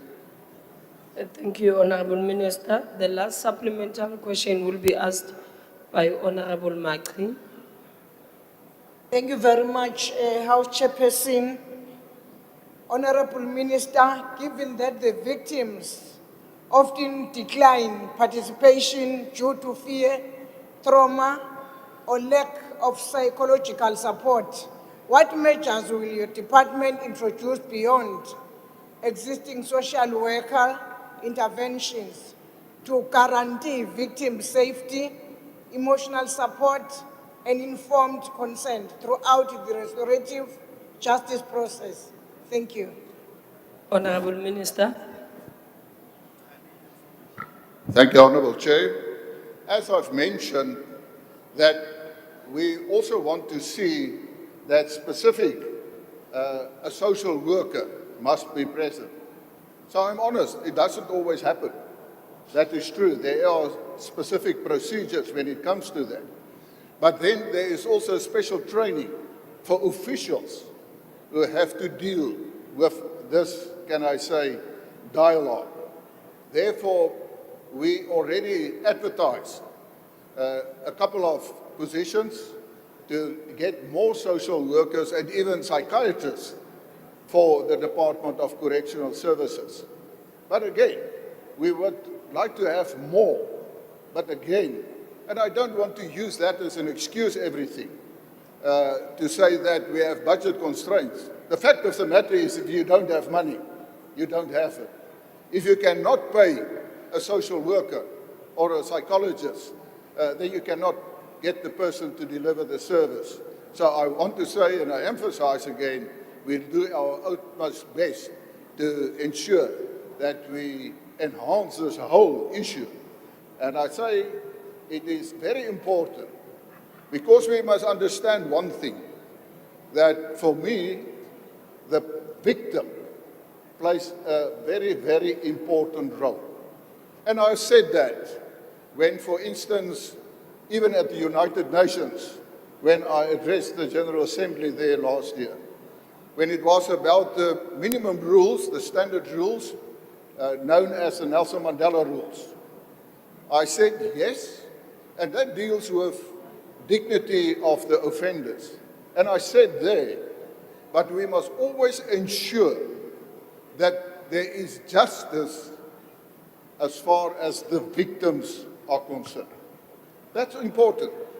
We must recognize the importance of the victims, and yes, it's not a matter of the Honorable victim. Minister, your time has expired. We will continue with that process. Thank you very much. Honorable members, we now move to question number 10, which has been asked by Honorable S.P. Jama to the Minister of Home Affairs. The question is, what are the relevant details of the Information and Communication Technology Strategy that his department intends to implement, and what progress has been made in this regard? The Honorable Minister. Thank you very much, Honourable Chair, and good afternoon to the honourable members. Digital transformation of departmental processes is indeed the apex priority as we deliver on the vision of Home Affairs at Home. The three flagship reforms under this strategy are to massively expand inclusion and access to physical documents through the new digital partnership model with the banking sector. Secondly, the full digitalization of the visa system through the electronic travel authorization. And thirdly, the rollout of digital identity to provide biometrically secured digital and mobile access to enabling documents. In support of these three flagship reforms, we are also focused on modernizing core systems, including the creation of an intelligent population register as the backbone for digital ID, enhanced cybersecurity measures, and stronger data governance and use of analytics.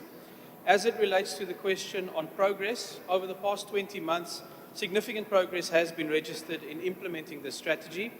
Completed and implemented milestones include, amongst others, the strategy itself being formally approved and budget allocated for phased implementation, governance structures established to oversee the digital transformation delivery, Phase 1 of the electronic travel authorization system completed, Phase 1 of the bank expansion program is on track for public launch very shortly, implementation of a fully automated citizenship reinstatement portal, enablement of smart ID card issuance for naturalized citizens and permanent residents. The first phase of that is done. Automation of Phase 1 of selected back office processes, which has led to a meaningful reduction in turnaround times. Digitalization of corporate support services, including e-leave and e-submission processes, and significant upgrades to the online verification service to become a formal digital offering.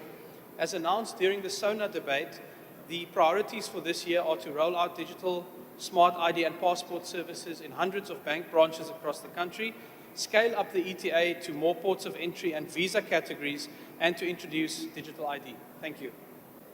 Thank you, Honorable Minister. The first supplementary question will be asked by Honorable Jama. Thank you, House Chair.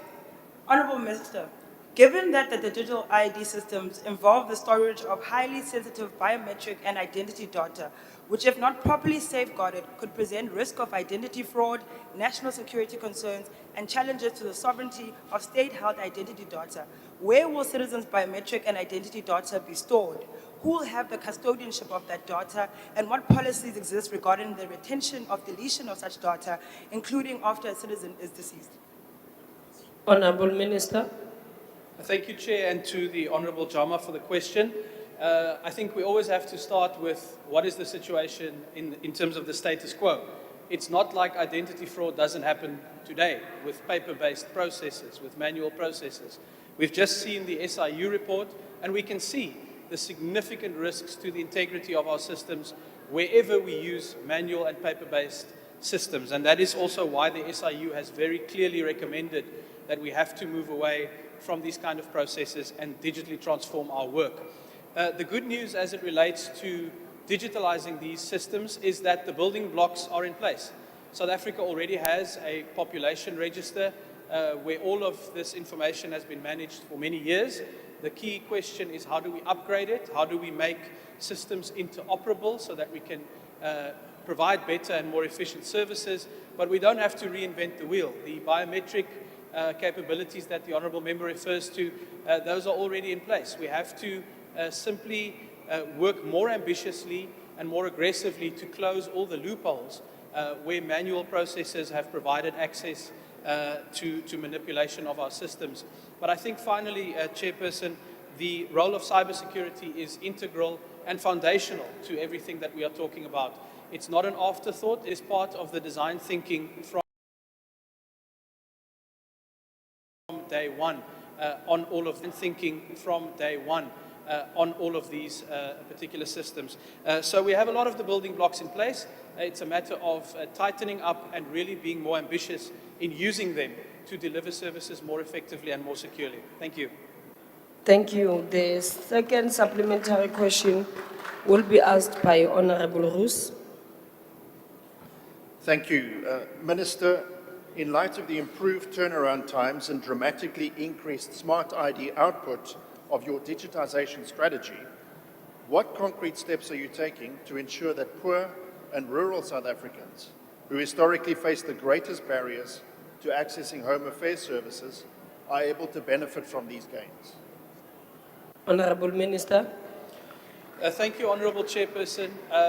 Yes, I think if you look at the fact that Home Affairs was able to issue over 4 million smart IDs in 2025 for the first time, which is a dramatic increase from around 2.7 million where the average used to sit, I think we can see the fruits of greater access and improvements to these systems starting to be visible and tasted by more South Africans. We have seen an improvement of over 60% in terms of the turnaround time for some of these processes, and that's part of why we've managed to increase output. However, we are certainly not stopping there, and our motivation is to massively expand inclusion and access to Home Affairs services by using technology in smarter ways. So Home Affairs, for example, has 349 physical permanent offices. 101 of them are still not modernized. You can only get a green ID there. You can't get a smart ID there. That is why we are investing in really transforming the partnership with the banking sector that has been there for many years into a digital-first model so that we can have hundreds of bank branches across the length and breadth of the country offering access to these services. That is going to be a massive step forward for inclusion of rural and underserved communities, because it's usually people in rural areas that have to travel great distances just to reach their nearest Home Affairs office. Now they're going to have bank branches around the corner from them where they already transact, where their salaries are deposited, where social grants are deposited, and now they're going to have access to these world-class services right around the corner from them. So we are really at the precipice of launching this at a very big scale, and I think South Africans across the country are going to soon experience the benefits of our focus on digital transformation. Thank you. Thank you very much, Honourable Minister. The third supplementary question will be asked by Honourable Ngubane.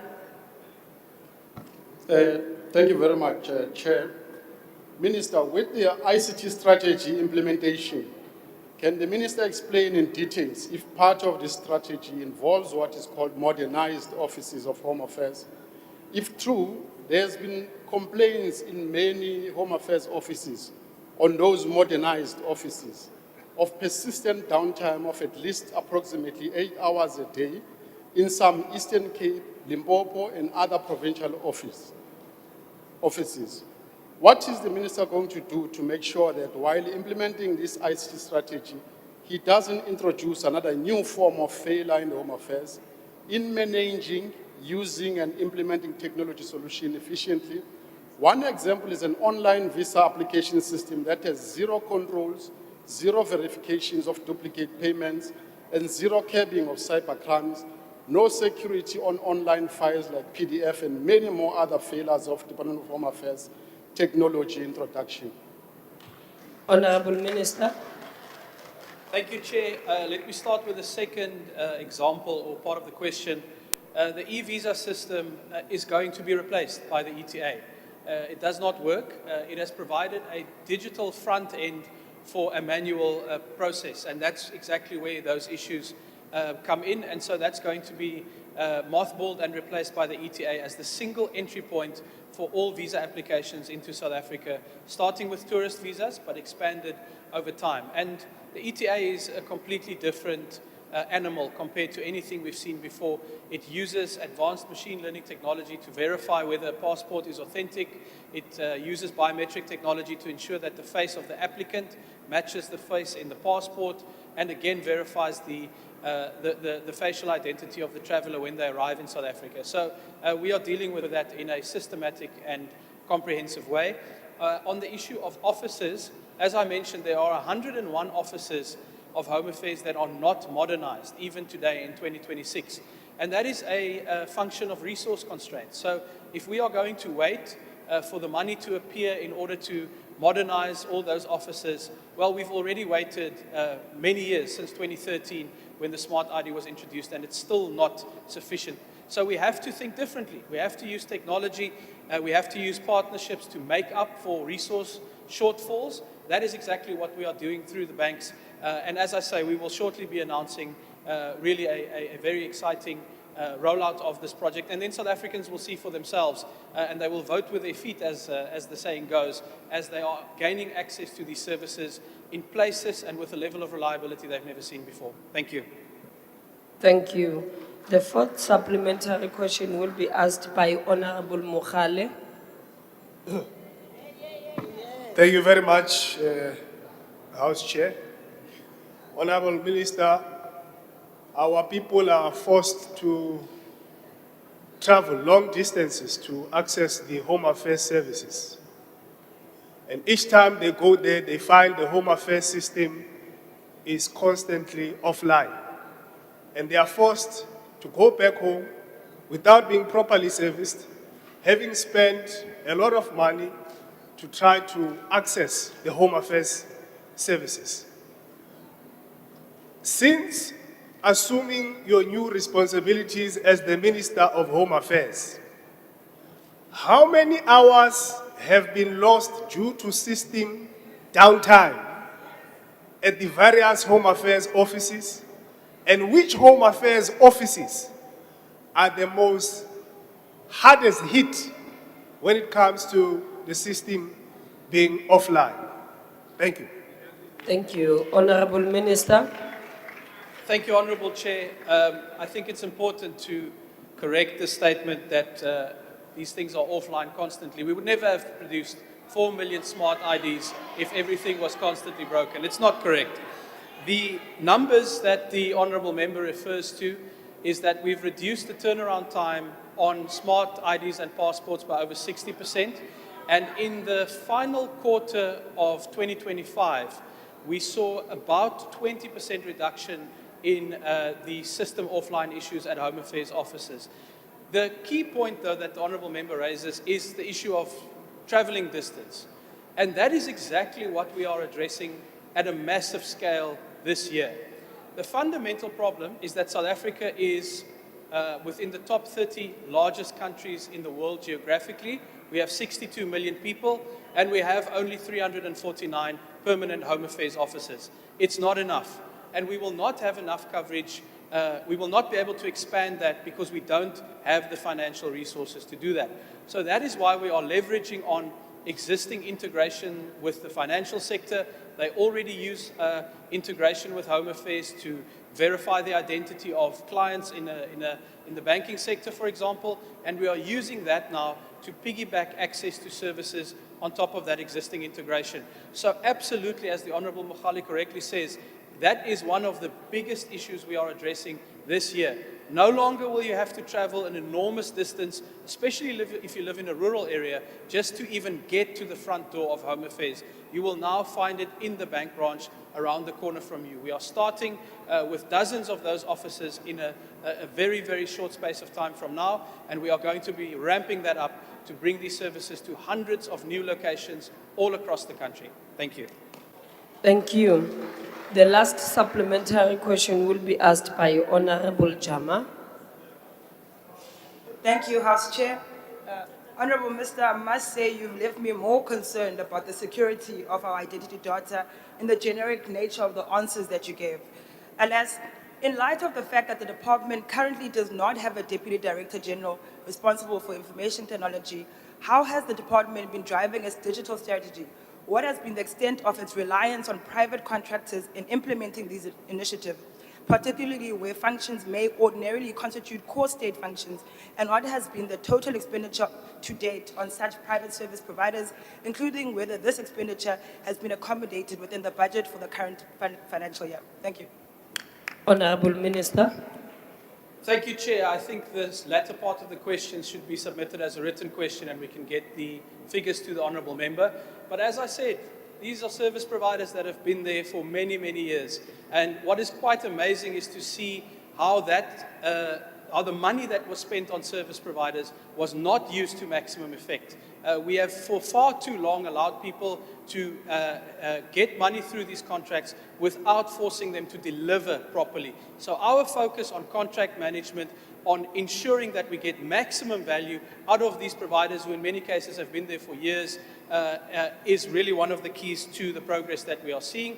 I think on the other part of the question, the reality is that all of this is owned by the government. We are in fact making all of this progress possible. We have, contrary to what the Honourable Member says, someone from the CSIR that is actually working in that particular role, who has made significant contributions to exactly this progress that we are seeing. So I think, Honourable Chairperson, at the end of the day, it's actions that speak louder than words. And I think, as I say, within the next few weeks, we are very excited about the actions that the people of South Africa will see coming from Home Affairs, making their life better, giving them better access to services. And here's the kicker of it all. No longer are you going to stand in these massive queues waiting for this process to roll out. The new model we are introducing through the banks, 3 minutes to apply for a smart ID. Thank you. Thank you, Honourable Minister. Honourable members, we are now moving to question number 56, which has been asked by Honourable K.R.J. Mishwe to the Acting Minister of Police. The question is, what critical steps will he and the SAPS take to stop the rampant corruption within the SAPS and some metro police departments that have been exposed at the Commission of Inquiry into Criminality, Political Interference and Corruption in the Criminal Justice System, also known as the Madlanga Commission, whether the SAPS has established a task team to ensure that investigations arising from the Madlanga Commission are undertaken swiftly and without interference. If not, why not? If so, what are the relevant details? The Honourable Acting Minister of Police. Thank you, Honourable Presiding Officer, and thank you, Member Meshwe, for the question. I'll take the second question, part of the question first. So as I reported publicly on the instructions of the President, I think about 2 weeks ago, that after receiving the interim report of the Madlanga Commission, that action should be taken against 14 individuals against whom there was prima facie evidence. We established an investigations task team, which is prosecution-led. I can confirm that that has happened. I can also confirm that disciplinary steps have been taken against all the affected individuals by implementing precautionary suspensions. I'm referring both to the SAPS officials and the EPD officials, the metropolitan officials. And I can also confirm that IPID is also conducting certain investigations on the recommendations of the Madlanga Commission. And I'm expecting progress because I have received a report. Then with respect to part one, members should recall that the President announced in the SONA that vetting and lifestyle audits will be implemented by the State Security Agency. I think it's going to be critical that we focus on high-risk areas like procurement and crime intelligence, and I will certainly be monitoring progress in this regard. Second, additional resources have been allocated to the anti-corruption units. The National Commissioner made announcements in regard to this some time ago.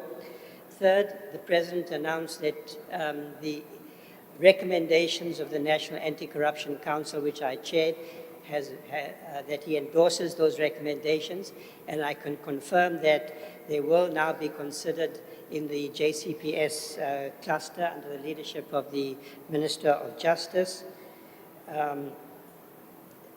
I can also indicate that we are looking at the disciplinary provisions of the SAPS, the way discipline is handled, because I think there's some changes need to be made, and that the National Commission and I are now in agreement that those internal disciplinary processes should be presided over by an external expert, as part of the professionalization agenda. Legislative amendments. The South African Police Service Amendment Bill is being finalized, and that will be before Parliament in due course. And then let me speak to the issue of crime intelligence, because that was an important issue, that question about slush funds that should perhaps have been directed to myself, not the Minister of State Security. I think it's correct to indicate that there is a gap there that needs to be addressed. There have been many reports of a misuse of those funds, and so we need to look at the regulatory process. The Auditor General routinely issues qualified audits because the Auditor General is not able to examine those accounts fully.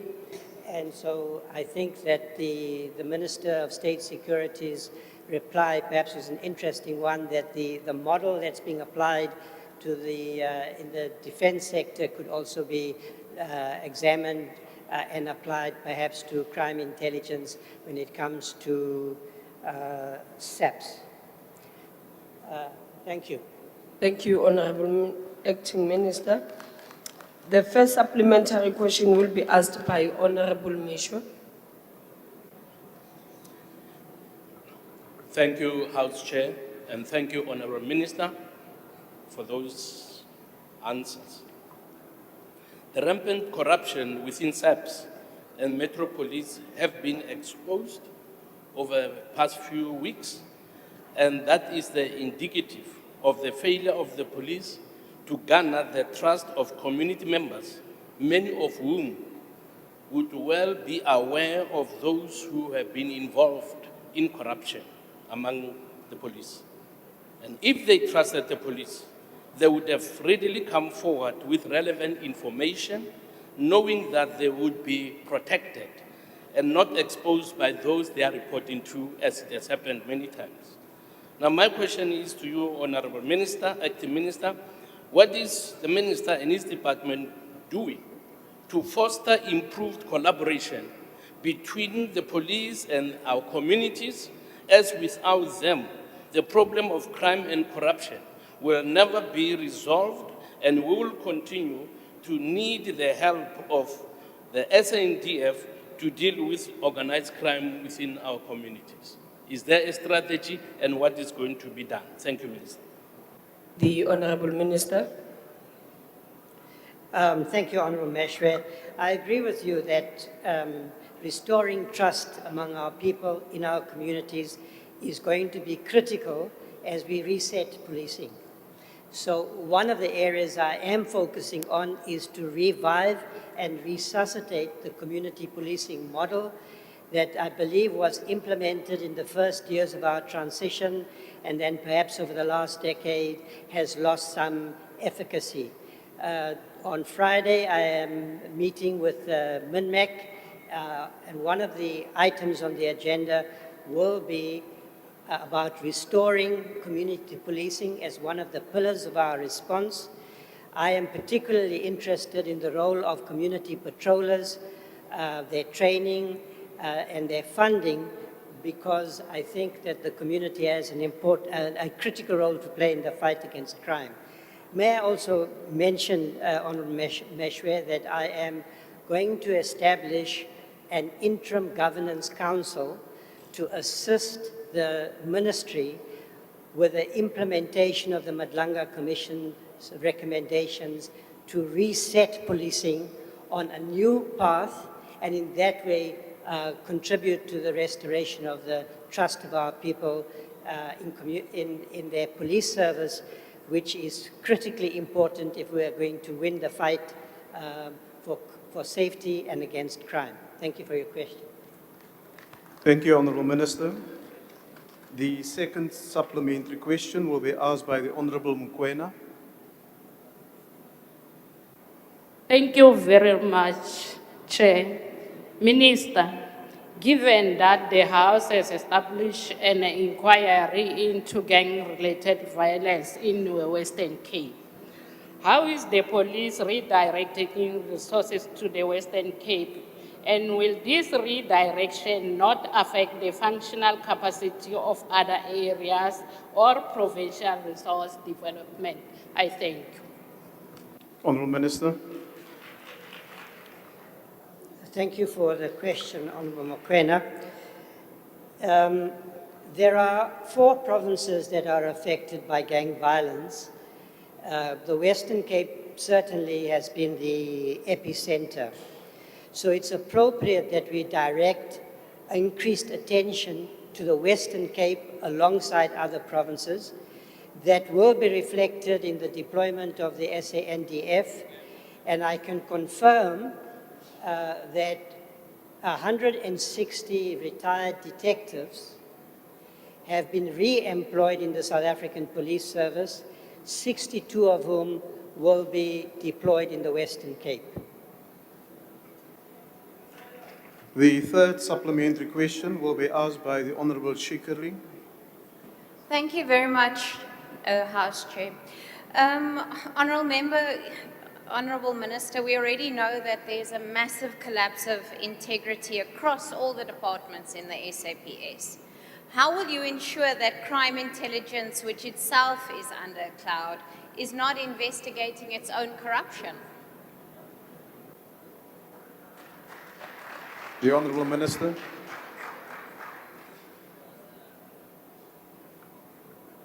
Honourable Stickling, I indicated in my earlier response that I agree with the import of the question that was put earlier, that crime intelligence, the regulatory framework for crime intelligence needs urgent attention.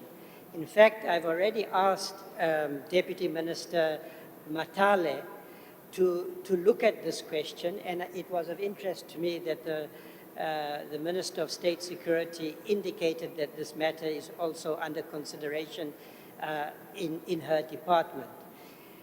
So the current position is that we are operating, crime intelligence is operating under a 1978 Act. That's an apartheid piece of legislation. I think our failure to introduce an accountability framework is one of the most serious failures of our constitutional democracy, and that this matter certainly needs urgent attention, alongside steps to strengthen crime intelligence, because the intelligence function is absolutely critical if we're going to successfully implement a strategy to fight organized crime. The next supplementary question will be asked by the Honourable Taibosh. Thank you, Honourable House Chair. Honourable Acting Minister, do you accept that if officials, including the Minister of SAPS, are implicated in serious allegations of corruption, remain in positions of authority pending investigations, that public confidence in SAPS cannot be restored? The Honourable Minister. Thank you, Honourable Member.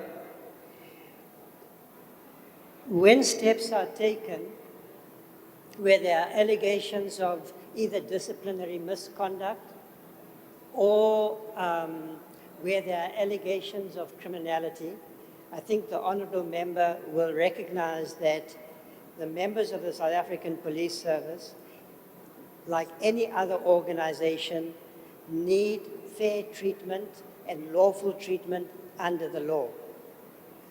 But I have to say that I think one of the areas that needs attention, and I want to emphasize this point, is that there has to be consequence management. That's why, with respect to the individuals identified by the Madlanga Commission, all 14 of them, precautionary steps, suspensions were implemented immediately. I think where police officers face allegations of criminal conduct, punitive suspensions may be warranted depending on the circumstances. And there is no doubt in my mind that where criminal conduct is proven, that should lead to dismissal. Because the underlying logic of your question is that we can only restore the trust of our people if there's accountability And I want to give you this assurance that we are fully committed to implementing rigorously an integrity agenda as part of the reset process for the South African Police Service and in the criminal justice system as a whole. Thank you. The last supplementary question will be asked by the Honorable KRJ Meshu. Thank you, Mr. Chairperson. Thank you, Minister, for those answers.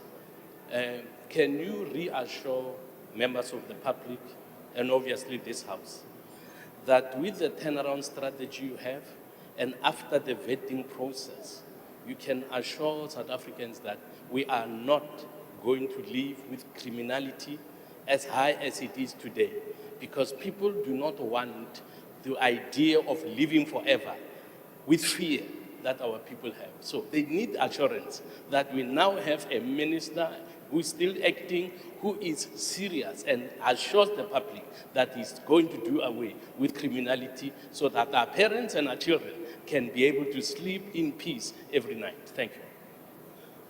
The Honourable Minister. Honorable Meshwe, like you, I have a belief in my mortality. So I'm not sure I can give you that assurance, but I can give you, members of the House and the public, the assurance that their safety and security is my priority, that I'm determined, while I'm in office, to make a meaningful impact in terms of improving safety and security, and that you have the responsibility to hold me accountable. Thank you. Thank you, Honourable Minister. Honourable Members, question number 77 has been asked by the Honourable N.G. Myburgh to the Minister in the Presidency. The question is whether the State Security Agency has investigated disinformation campaigns during the 2024 national elections, which revealed how a local influencer was paid by a Russian client to amplify content containing false videos and propaganda against a certain political party. If not, what is the position in this regard? If so, what are the relevant details of the investigation? The Honourable Minister. Thank you, Honourable. As a matter of principle, the State Security Agency does not disclose what it investigates or what it does not investigate. And this is governed by the principle of the need-to-know basis for purposes of protecting a national security and the security of the intelligence operations. And this is drawn from the National Strategic Intelligence Act number 34 of 1994 as amended, that defines counterintelligence to mean, amongst others, protecting intelligence and any classified information. Furthermore, the minimum information security standard, National Information Security Policy, emphasizes the need to know principle to secure information. However, the State Security Agency, working with other security cluster departments, secured the national and provincial elections of 2024 successfully and make sure that there are no threats to national security or the undermining of the sovereignty of South Africa. Thank you, Honourable House Chair. Thank you, Honourable Minister. The Honourable Myburgh. Thank you, Chair. Honourable Minister, in light of a recent report by News 24, which was based on authenticated leaked Russian language documents, as well as a report by the Institute of Security Studies of November 2024, which describe in considerable detail projects by Russia's Foreign Intelligence Service on various continents, including Africa, projects which are aimed at influencing public opinion and which, for example, referred specifically to a social media campaign which was implemented and aimed at discrediting a major political party in South Africa. Can the Honourable Minister confirm whether the State Security Agency or any of our intelligence services are aware of plans by Russian-linked influencers to target any one or more South African political party in order to influence domestic political opinion? And most importantly, to what extent have our intelligence services managed to investigate, profile and monitor the efforts of foreign actors to recruit and pay South Africans as agents of disinformation aimed at improperly influencing public opinion in our country? Thank you. The Honourable Minister. Thank you, Honorable House Chair. As a matter of principle, the State Security Agency does not comment on leaks, and whether they are true or they are false, we cannot deny or confirm same. And as Honorable Maybeck is a member of the Joint Standing Committee of Intelligence, he'll be aware that we'll soon be tabling the operational directions of both the foreign branch and the domestic branch on what we are dealing, and part of what we are covering is how we are responding to influence operations of foreign intelligence services and on other subversive mechanisms. And we'll leave it to the Joint Standing Committee of Intelligence to deal with that level of detail. Thank you. The next supplementary question will be asked by the Honourable Langa. Thank you, House Chair. House Chair, the challenge of disinformation is quite critical. However, I want to check what the challenge of disinformation requires legislation to be strengthened.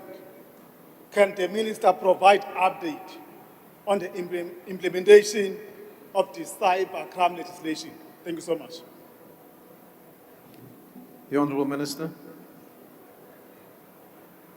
Thank you, Honorable House Chair, for that follow-up question. We are reviewing the draft cybersecurity strategy to bring it up to date with the current trends in malinformation, misinformation, and disinformation, and including influence operations, but including narrative-driven intentions to disrupt not only the social cohesion of the country, destabilize the economy of the country, and other measures. And that strategy will come back to the Joint Standing Committee of Intelligence so that we can then quickly bring up the cyber security policy and the relevant bill for the committee to process. And the bill will have to be consulted with the other portfolio committees before we come to the Joint Standing Committee of Intelligence. And we are going to get the assistance of our sister departments to table the bill into the other portfolio committees. Thank you. The next follow-up question will be asked by the Honourable Kobe.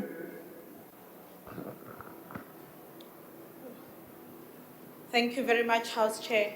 Honourable Minister, we agree with you that South Africa's elections need to be safeguarded against unscrupulous agents that seek to undermine our democracy, and relevant legislation is needed to deal with this. Well, in South Africa, we have a very unique problem of superficial think tanks that are bankrolled by political parties in this very House and foreign agents with the intention to create political polls that shape public perception just before elections, that seek to shape voting behavior towards a particular party's agenda. Now, in light of this, Action SA has introduced an election integrity bill, which seeks to enhance election integrity and prevent the sort of electoral interference by these parties and agents. Minister, ours is simple. Will you be supporting this bill? The Honourable Minister.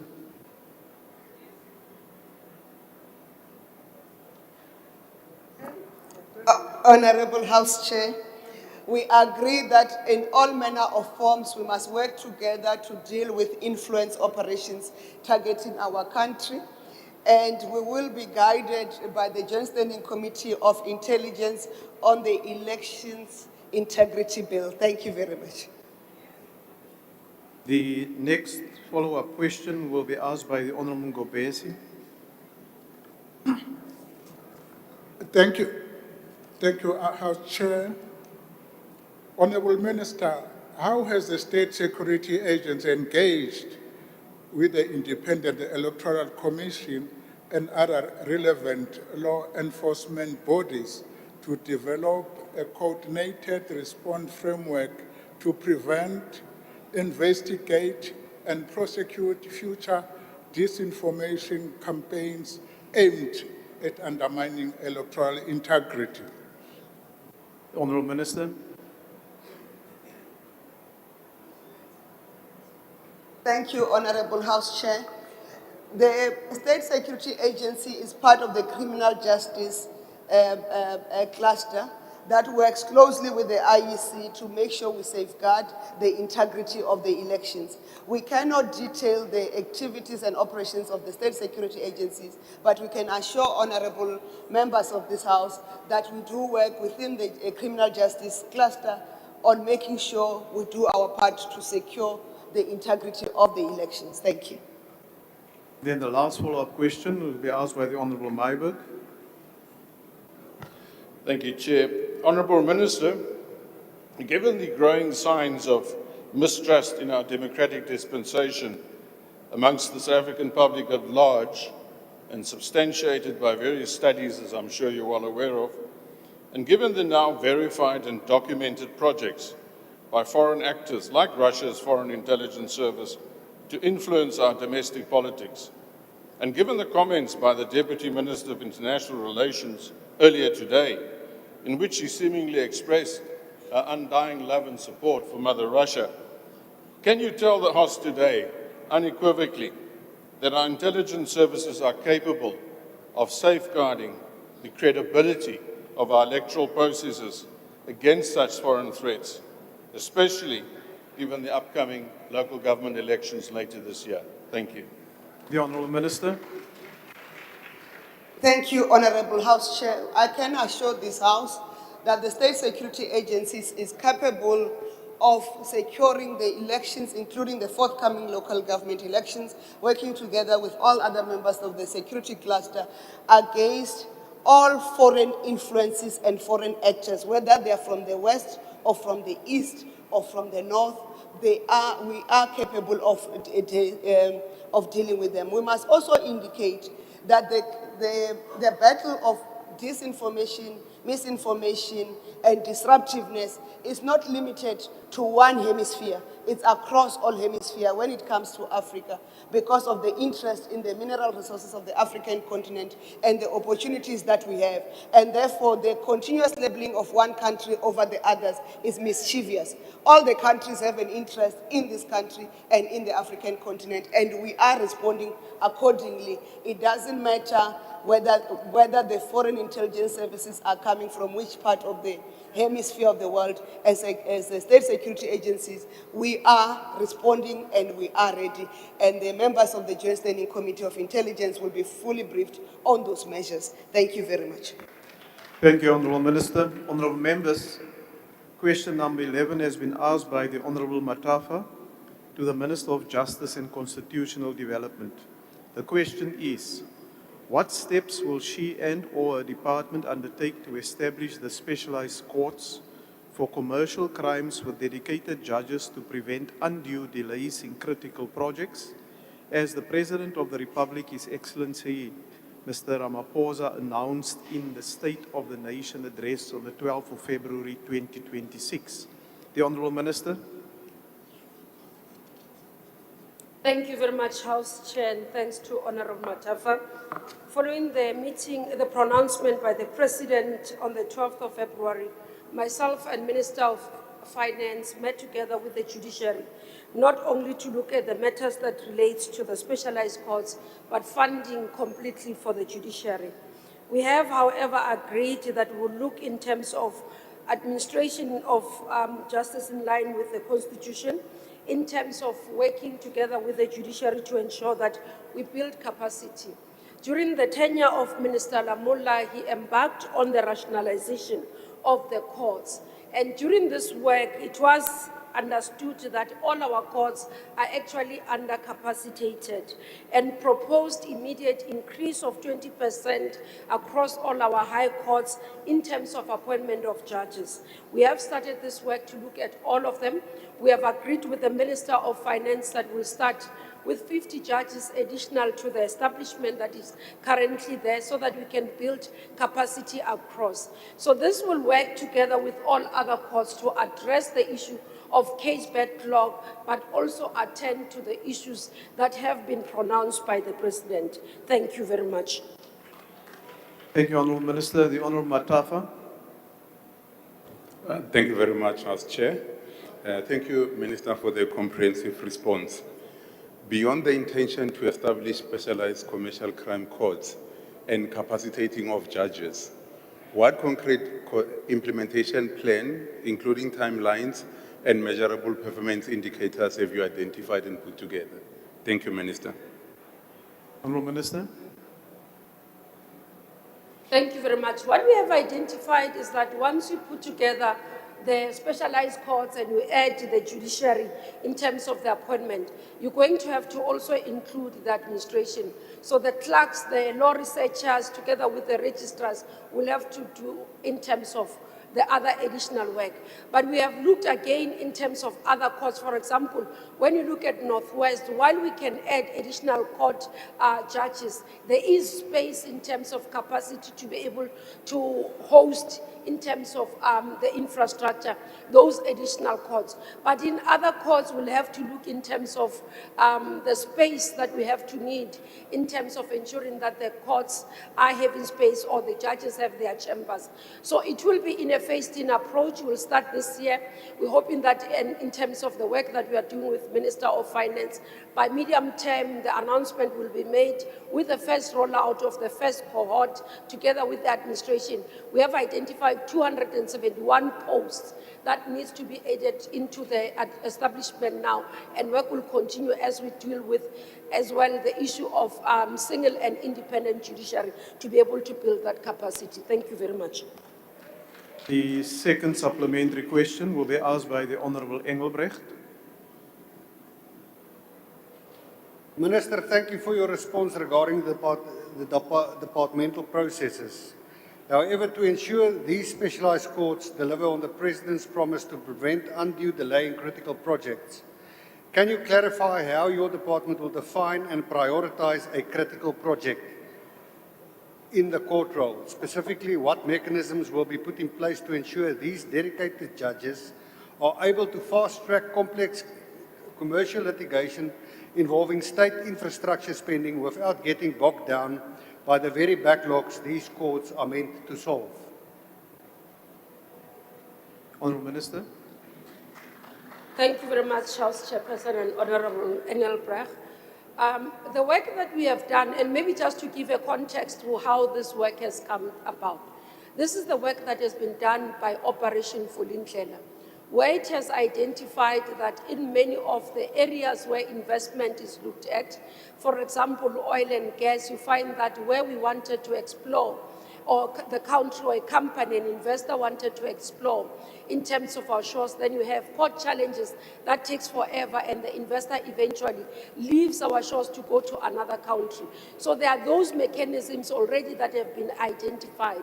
It's trade matters that under TTIC, where you find that investor wants to come into the country, they have a dispute. So we're looking at various mechanisms, not only in terms of addressing the issues around specialized courts, but also around the options of tribunal, where it's a conflict between two investors that needs to be, or within a local investor and international investor.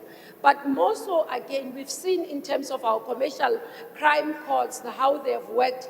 You are able to work in terms of the judiciary, the judge president in the provinces would be able to identify the cases that would need special attention. Similarly, we have done that with the rough road accident fund court cases in the courts, where the judges are able to identify specific areas in the court role to be able to deal with those backlogs. So the same mechanism will follow in this regard. Thank you very much. The next follow-up question goes to the Honourable Manyi. Thank you, House Chair. Yeah, Minister, thank you very much for those responses. I see you mentioned the figure 50. We just want clarity on that 50. Does it mean is it going to be 50 commercial courts, or what's going to happen now? And also, if you can explain as to geographically, where will these commercial courts be placed? And also, what is the ICT system envisaged in those courts and the cost related to it? I know you say you're talking to Treasury, but what are the indicative figures? Thank you. Honourable Minister. Thank you very much, Honorable Manye. The 50 number we're talking, it's on the basis of the rationalization report that Judge Musaneke, former Deputy Chief Justice Musaneke has produced. So it gives us 20% per High Court. So we've worked out, so it's across the country in terms of additional to the establishment. So we are not looking only at addressing the investment issues. We're looking at addressing the whole issue of capacity within the judges so that we can deal with all the matters that relates to. With a specialized court, we're looking at the economic hub, where we are seeing these challenges that are due. So we're looking more in terms of Gauteng, your Western Cape, your Eastern Cape, major. It will not be everywhere, but that work is still ongoing and it will be spread. As I said, 20% per court, and then we'll be able to say out of that, then dedicate a team that will deal in these high-pressured courts to deal with specifically the commercialization court. If I'm not mistaken, the figure that we have estimated currently, but it's still being reworked, it's almost around 80 million that we're looking at. Thank you. Thank you. The fourth supplementary question will be asked by the Honourable Peterson. Thank you, House Chair. Minister, we know that corruption cases collapse because agencies do not coordinate. Have the NPA, SIU, DPCI, and AFU signed binding operational protocols, not in discussion and not being finalized, but signed? If not, Minister, how can you claim that these courts will work? Thank you.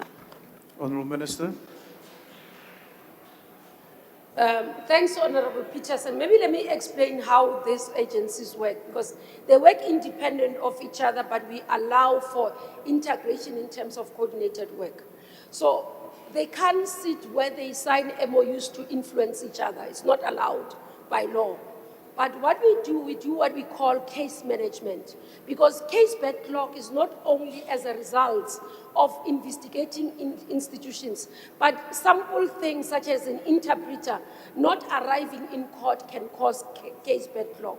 Simple thing, for example, I visited Umlazi recently in February, and one of the issues arrived, I found that we have a problem with legal aid representatives in a magistrate court.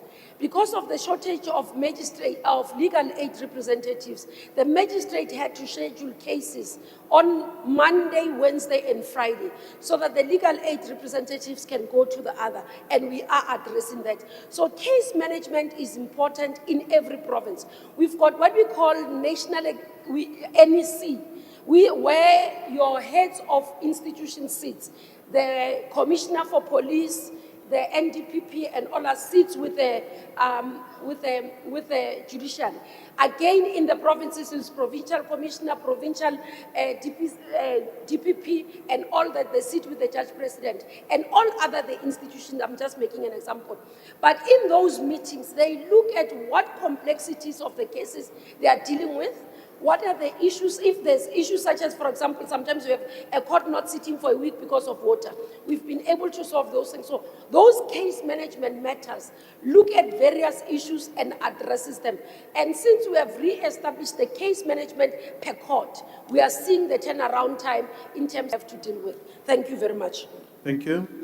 The last supplementary question will be asked by the Honourable Matafa. Thank you once again, House Chair. Honourable Minister, thank you once again.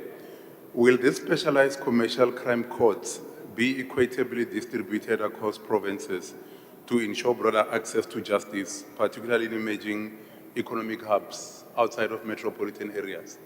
Thank you, Minister. Honourable Minister. Thank you, Honourable Matafa. Unfortunately not, because they have to have a number. So you must justify why you're creating that area. There must be demand. And from our data, it doesn't show that, for example, we don't have such cases in Mpumalanga, we don't have such cases in Free State. We have dominance of them here in the Western Cape.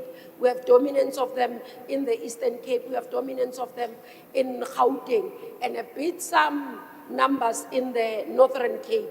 We don't think we'll establish that in the Northern Cape, but we want to deal with that within the mainstream in terms of just the capacity and be able to deal with. But it's something that we'll rework if there is a need, because we don't want to create a specialized area you find that there isn't a need. So you've got to work on the basis of demand and be able to ensure that there's enough cases to be able to be enrolled to justify the resources that you are utilizing for that. Thank you very much. Thank you, Honourable Minister. Honourable Members, question number 29 has been asked by the Honourable Kubukeli to the Minister of Defence and Military Veterans.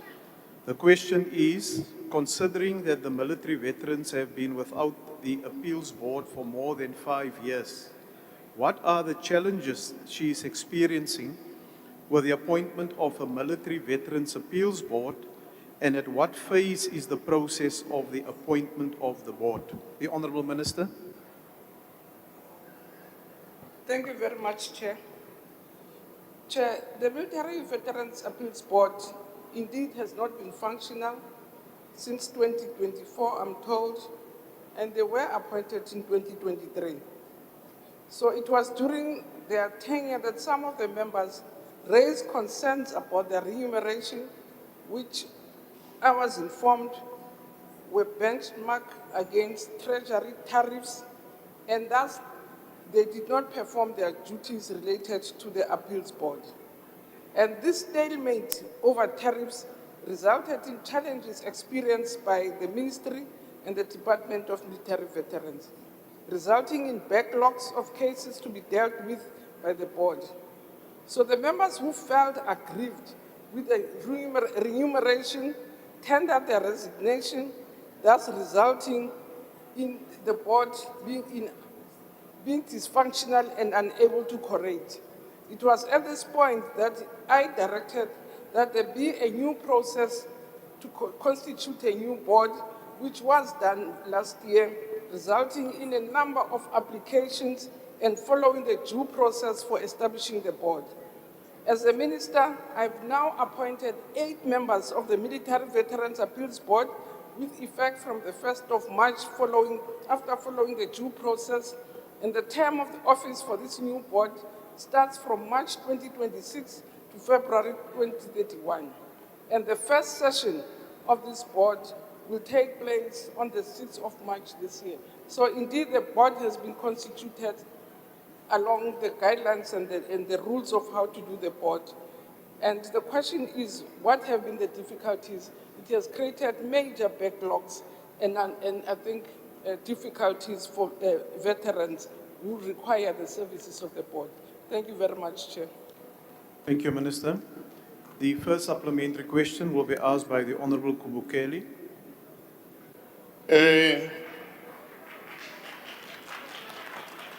Thank you, Honourable Minister.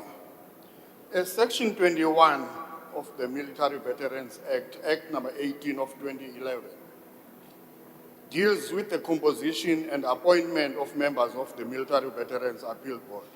Subsection 1 states that the Appeal Board consists of at least 3 persons appointed by the Minister in consultation with the association. Under the definitions in the Act, the association means the National Military Veterans Association, referred to in Section 7. In other words, this refers to the South African National Military Veterans Association, SANVA, which comprises of MKMVA, Upline VA, Azanla MVA, TDF MVA, CDF MVA, BDF MVA, SACC MVA, and CMVO. Now, Minister, the question is, did the Minister consult SANVA, the association, about these 3 candidates in her process of appointing the appeals board? If so, kindly tabulate, Minister, if so, who did you consult in Samba? If not, please tabulate for us what process, other than the one that is there in the Act, did you follow? So I need that answer, Minister. And I want it to be clear, Minister, that consultation was explained before this Parliament in 2016. I've got a document here with me, which is a memorandum that was written by the legal services, the parliamentary legal advisor in 2016, with reference 104B Honourable Member, 15. your time is now Yes, expired. thank you. The Honourable Minister. No, Chair, in terms of the report that I received, because there is a process established about how to establish the board. And I was satisfied, and unless there are any there's other information, that the due process as stipulated in terms of how to constitute the board was followed. So who the names are of the three people, I don't have them off because I didn't expect that I'll be asked specific questions. But if the member wants me to say so-and-so came through this nominee, because there are 8 of them, and they came through a process, some had to apply, some had to be done through consultations. So I can't share with the member the names of the people that, in terms of the report, I was informed that they came through consultation, Chair. But from the report I received, I was assured that the process was followed to the latter. But if there's a different view, I'm willing to really sit down and check if indeed the report that I was provided with was inaccurate. Thank you, Chair. The second supplementary question will be asked by the Honourable Hala. Thank you, Honourable House Chair. Honourable Minister, what significant advancements has the Department secured in recent months to finalize the reconstitution of the Appeals Board? What key milestones have already been successfully completed in the appointment process? And how will the forthcoming operationalization of this vital structure deliver more efficient and equitable outcomes for the military veterans? Thank you. The Honourable Minister. No, Chair, I can confirm that appointing this board, it's a real process. We have to consult, we have to get nominations in writing, we have to shortlist. So it's not a very easy or obvious process. So it did take some time because we only started the process late 2025 when we were unable to get the other members who had resigned or even get the remaining members of the board to correct. So it took some time, unfortunately. It resulted in huge backlogs, but the milestone is that indeed the 8 has been nominated, and by Friday the 6th, it will be properly inaugurated, so that if there are any difficulties, I'm still willing to really see what it is. But this Friday, the milestone is that the board is going to be formally constituted and inaugurated to deal with the huge backlogs that the gap has created. Thank you, Honourable Minister. The third supplementary question will be asked by the Honourable Niaus. Thank you, House Chair. Honourable Minister, finally you managed to do something. After 5 years that the board did not exist, and then a dysfunctional board was appointed. Last year, the Portfolio Committee on Defence and Military Veterans had a disastrous briefing from the previous board. We told you that things are not working. It took months for you to start taking action. In the meantime, military veterans have suffered severely. What measures has the Department of Military Veterans put in place to properly record all the appeals lodged since this long period of previous boards not existing and the last board having lapsed? Thank you. The Honourable Minister. Chair, as I said, the board is going to formally function on the 6th. I've not been a minister for 5 years. I've been a minister for less than 2 years, and I've done everything in my power to make sure that I follow the due process.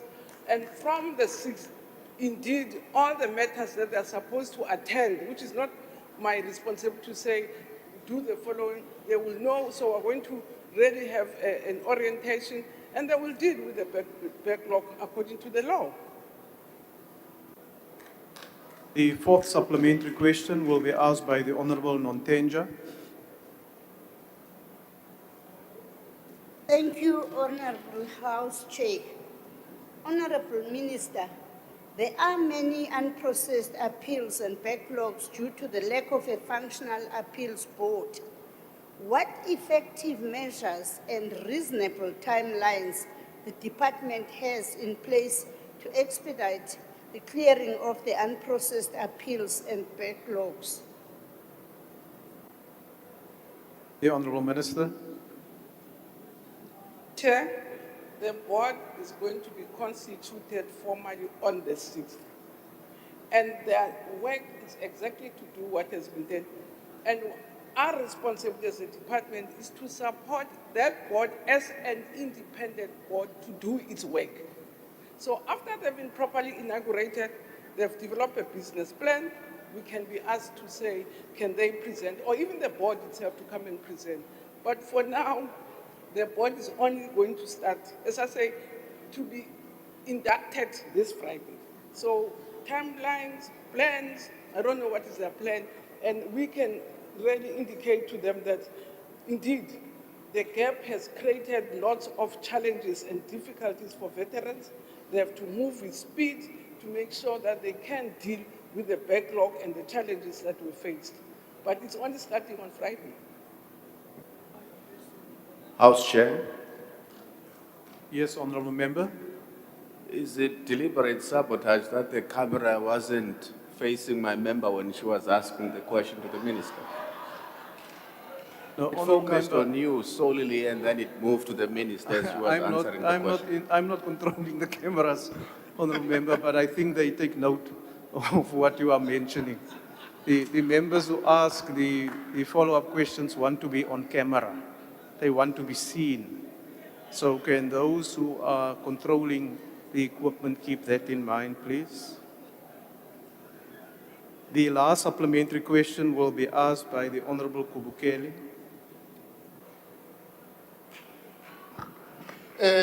Thank you, Honorable Minister.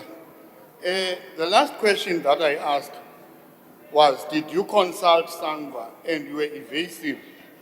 So, Minister, I want to state from the document that I wanted to read that from the above, it is clear that where a statute requires parties to act in consultation with each other, there must be concurrence between those parties. Further, the term in consultation, in comparison to after consultation, is a more exacting standard and requires that each party gives consideration to the views of the other before a final decision is reached. There must be agreement, or in simple terms, a meeting of the minds where each party confers with each other and applies their mind in considering the pros and cons of the matter by discussion or debate. So, Honorable Minister, if you failed to consult SAMVA, I'm the president of MKMVA, Honourable which Member, is a member of your SAMVA. time is now So expired. it means, Minister, you are going to take this up. The Honourable Minister.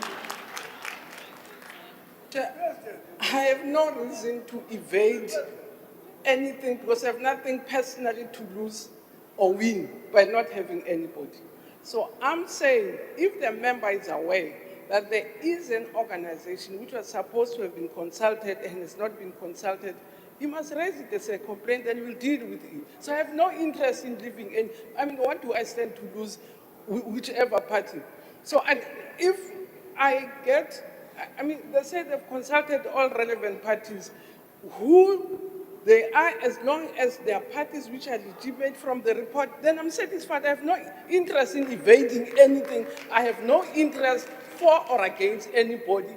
And if there's a complaint that will be brought forward, we'll deal with it. Thank you, Honourable Minister. Honourable Members, question number 84 has been asked by the Honourable M. Koza to the Acting Minister of Police.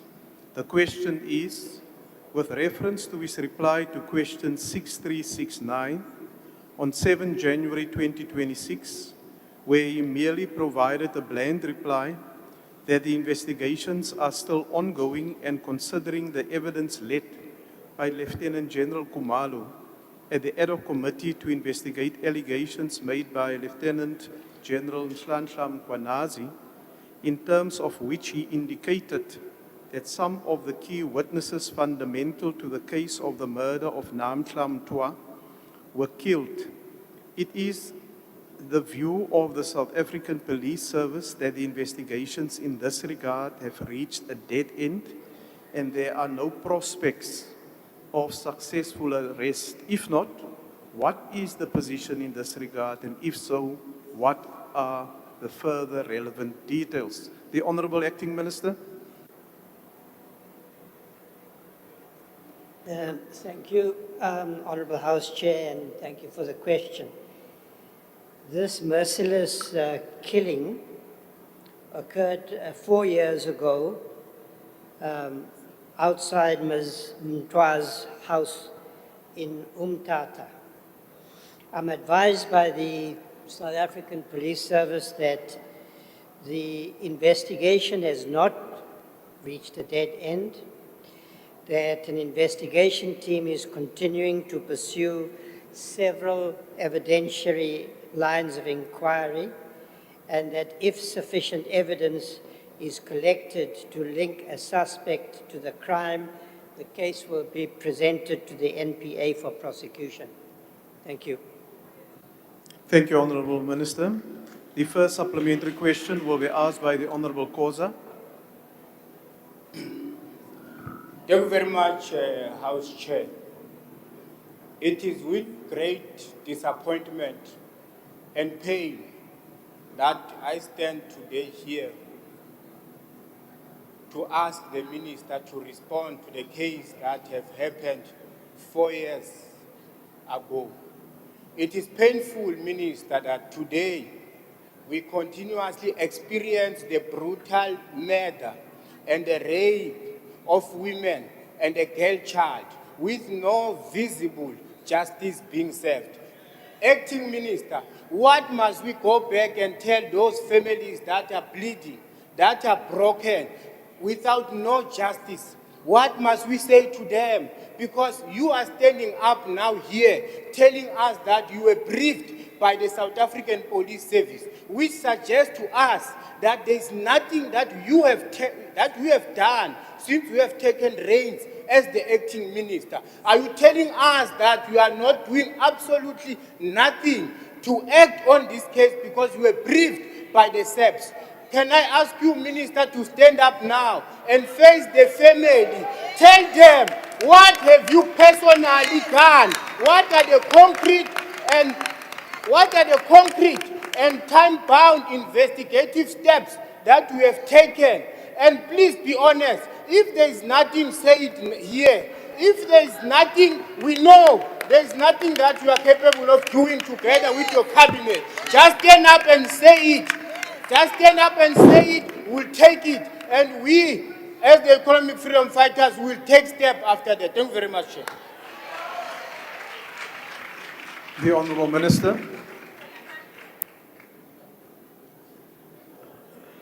Indeed, Honourable Member, you are right to be angry about this matter because justice has not been served. And that, regrettably, is the condition that many victims of crime throughout our country every day face. And this is why it is essential for us to build a police service that is capable of investigating all crime and bringing criminals to book. May I just say that ministers don't investigate crime. We do not involve ourselves in specific cases, nor should we, because after all, one of the matters under consideration in the Madlanga Commission are the limits of political interference in ongoing investigations. But thank you for the question. Chair, on a point of order. What is your point of order, Honourable The Member? minister has not answered the question. What have you done? What have you done? Honourable Tell Member. us what you have done. Honourable Member. Order, Honourable Don't Members. tell us that it's not your responsibility to investigate. We know that. Order, but you are Honourable the head Member. of police. What have you done Honourable as the Member. political head? Yourself. Honourable Member, that is not a point of order. It's not a point of order. Order. The second supplementary question will be asked by the Honourable Mokoena. Thank you very much, House Chair. Minister, how many investigators have been assigned the case and what will have explained the change in leadership?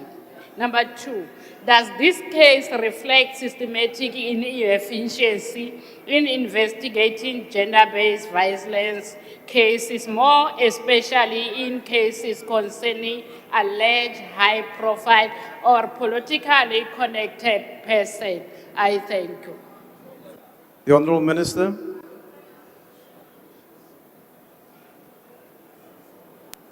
With respect to this particular investigation, honourable members, I have given an answer and I don't think I can take the matter any further today.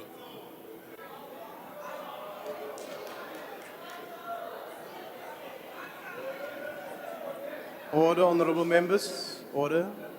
Chair. Yes, Honourable Member. Chair, we have been speaking about this conduct in a Chiefs Forum. We can't have a minister who can answer sensitive matters, especially the killing of the women. And then the minister just stood here and said there's nothing that he can do. And you, Chair, you don't even force the minister to answer. What is the point of this exercise that we are doing here? Thank you, Honourable Member. No, Chair, please. Yes. Don't protect ministers who does not do their work Order, here. Honourable Member. Order. Yes, Honourable Member, why do you want to be recognized? Thank you, Chair. Chair, now I'd like you to rule on this issue because previously it's been raised in the House that when a minister responds, the person asking the question might not necessarily like or agree with that, but the response has been given. And I think this is a case where the minister has been upfront, he's been honest, and he's indicated what he has done. Thank you. Especially the Go and point tell of the shouting. family. Oh, no. The point of shouting. Order, Honourable Members. Order. Honourable Members, the matter of gender-based violence and femicide is a matter that a parliamentary committee is also currently seized with, and that report appears on the ATC. The purpose of the question session is for members to, as far as what is possible, get a response to the questions that they ask, and we do expect the members of the executive to respond to the best of their ability. And it has been raised previously that the responses that are there may not be satisfactory to the member or the party that has put the question, and we must be meticulous from the side of the executive to try to respond as far as possible. What I would suggest that we'll do, because I don't have the answer, I'm not in the executive, right? I don't have the answer. What I suggest we should do is, Honourable Minister, is that you interact with the relevant member who have put the question. So that, no, don't dictate to me, you've made your point, don't prescribe to me how to deal with the matter. Is that you do interact on the matter and to get, if possible, more information on the state of that investigation that is taking place on a murder that occurred 4 years ago in the Eastern Cape. It is a serious source of concern for victims of crime and their families not to be able to get enough information as to what is going on. The third supplementary question, Chair? Honorable Mawatwe. Yeah, thank you, Chair. Chair, it's very disappointing. These questions for oral reply were sent as early as last week.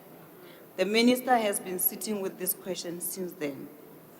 The minister could have done something between then and now when he became aware of this issue. For him to come here and say he has not done anything, really, it's a disappointment. He's the Minister of Police. Currently, as you are saying, this matter is very sensitive. It's a GBV issue. The poor child was killed. He even has the details himself. But he comes here and says it's not his role to investigate. He is the political head of the police. The buck stops with him. He should have seen to it Thank you, that this Honourable matter Member. gets the necessary attention, gets attended to. Thank you. We're not talking about the matter of yesterday. This matter is old, Chair. Thank you. It's very disappointing for the minister to come here and behave as Your we're at comments Vet University. are This is not noted. Vet University. Your comments are noted, Honourable Member. The third supplementary question will be asked by the Honourable Schikkerling. Chair, but he wants to respond. the No, minister. Honourable Member, I'm So presiding why are you over suppressing him? No, don't dictate to me how to run a question and No, but answer session. The rules Don't are get clear. emotional, Chair, because I'm indicating to you that he is prepared to but don't be to disruptive respond. as well, Honourable Member. Don't be disruptive. The Honourable Schikkerling. Thank you once again, Honourable House Chair. Honourable Minister, South Africans go to sleep at night afraid, and they wake up in the morning afraid, and more so whistleblowers and their families. I would just like to know whether any internal disciplinary steps have been taken against the officials in this case who failed to investigate and those that failed to secure and protect the witnesses. Thank you. The Honourable Minister.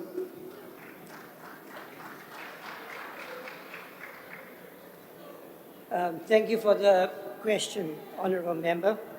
It's an important question.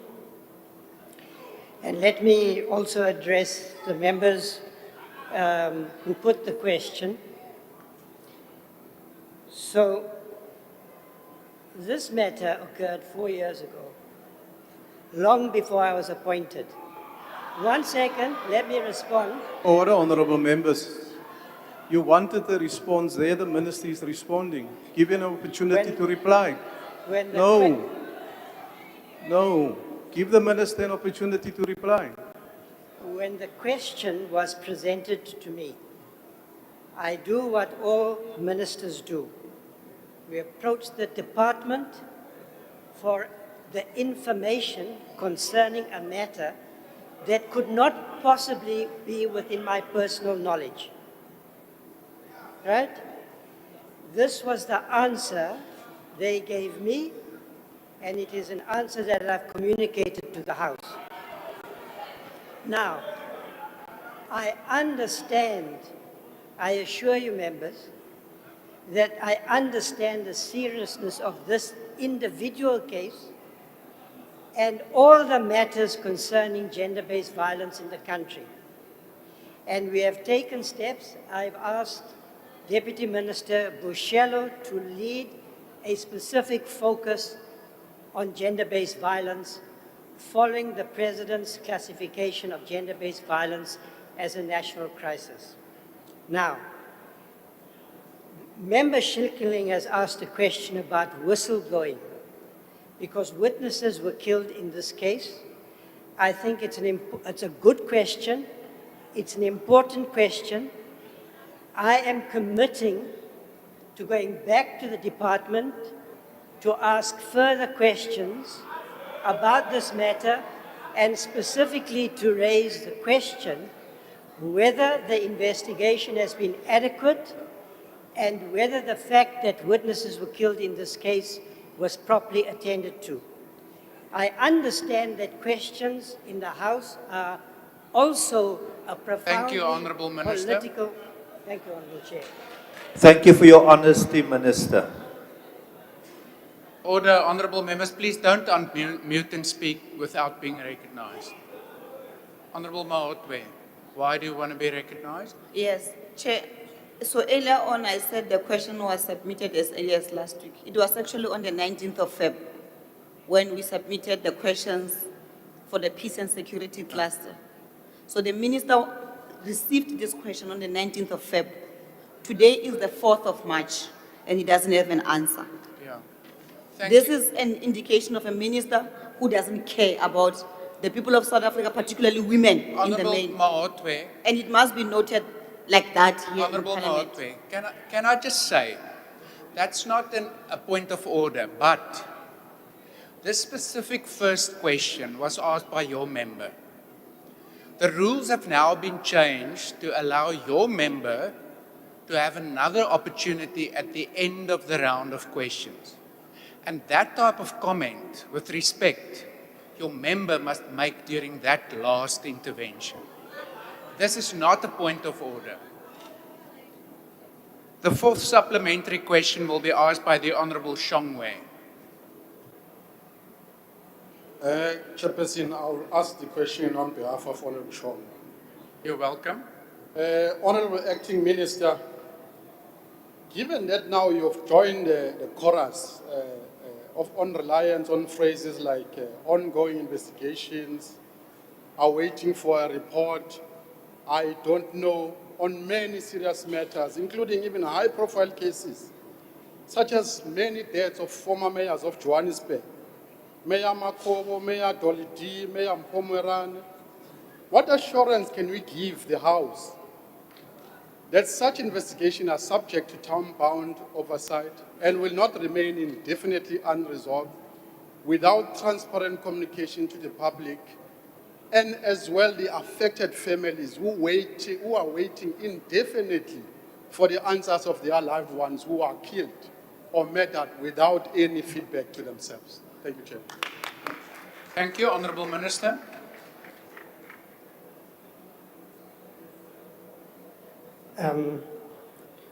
Honourable Presiding Officer, with regard to the obligations of a member of the Cabinet to answer questions as fully as possible, I can assure you once again that I take that commitment very seriously. The South African Police Service gets more questions than any other department. We had, when I took office, more than 600 questions. They were all answered by the end of the year. And as of today, there is no unanswered question. So the idea, it's good to oppose, honourable member, but there has to be a rational basis for your opinions. And I'm saying to you, there isn't a single question outstanding. And as a member of this House, I am sure you are aware of that fact, but choose to ignore that fact because this is a public forum. Now, as regards police investigations, every member of this House and every member of the public knows that there are many investigations of criminal activity, criminal conduct, many victims that go improperly investigated.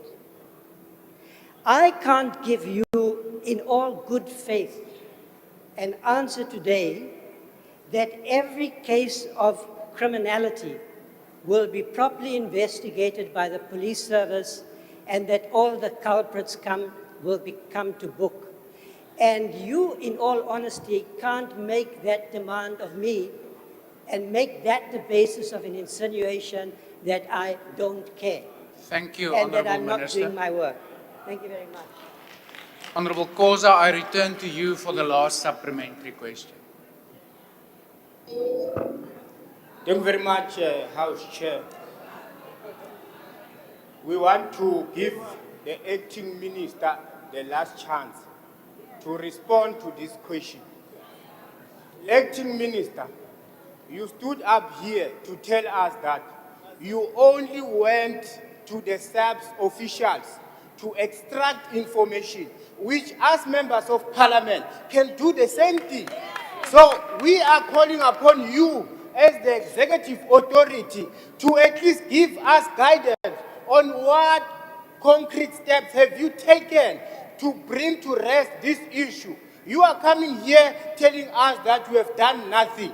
Minister, the follow-up question is that since November last year, the gender-based violence and femicide have been declared a national crisis. Is there any single case that you can bring to this house that you have investigated and got to rest on it? And Minister, it is not wrong for you. Thank you, If you Honourable are Member. failing, can you please resign? Thank you. You are just acting. If you can't Thank act, you, Honourable please Khoza. just take a step aside. Order. And Minister. Honourable Khoza, please don't disregard the chair. Order. Honourable Khoza, thank you. Your time has expired. Please take your seat. Honourable Minister. Thank you, Honourable Presiding Officer. Notwithstanding some of the spectacle that has been displayed on this matter, I commit to go back to the department to ensure that this matter, that I'm able to give a fuller response to the House on this particular matter. I cannot give you that assurance now. I can get Point of order. Honourable Minister, please take your seat. Honourable Member, what is your point of order? My point of order, I think the mistake to appoint him is too old for this. No, Honourable Member, that's not a point of order. Don't disrespect this House and the rules. Honourable Minister, please continue. Order. The Honourable Chair. Ahe. Order, Honourable Members. Give the Minister a chance to conclude. So the House is entitled to accountability from me. I think a reasonable expectation is for me to go back to the department, ask more probing questions, and try and give a fuller response than the one I've received from the department today. Thank you. Honourable Members, question number 13 has been Chair. asked. Yes, Honourable Member, why do you want to be recognised? No, Chair, I think the minister, because he's new, he must withdraw the remark he just made. He cannot use a very painful experience of Namhla's family as a spectacle that we demonstrate. This is not a joke. This is a frustration and a painful experience of women daily in that Umtata in particular. No. So he cannot call it a spectacle demonstration. He must withdraw that. Honourable Member, thank you for that intervention. However, clearly the Minister referred to the way in which he was dealt with by members. Order. Honourable Members. Why are you speaking on his behalf? Why? Why? Because Order. women are killed here on daily basis. Why are you entering? Honourable Members. Order. If the minister said something that you don't like, it doesn't mean that I need him to retract that. We are Kubek. Order. Honourable Members, if you think the minister reflected on He the must victims, withdraw. you can take Must it out. withdraw. No, he must Order. withdraw. Minister must withdraw. Minister must withdraw. Honourable Members, Tell him to withdraw. thank you. Order. Order to the minister. Order. Order. Minister, withdraw. I have made my ruling. If you're unhappy about it, you can write to the speaker. You are out of We are point of You order. are out of order. Thank you. This Question number venue is 13 problematic. has been asked by the Honorable Mbiyu to the acting Your Minister ruling of is Police. wrong. Order. Honorable Member, I've made my ruling. It's wrong. Order. I want to recognize the member there at the back, but let me make it very clear. If it is about my ruling, I've made it. Order.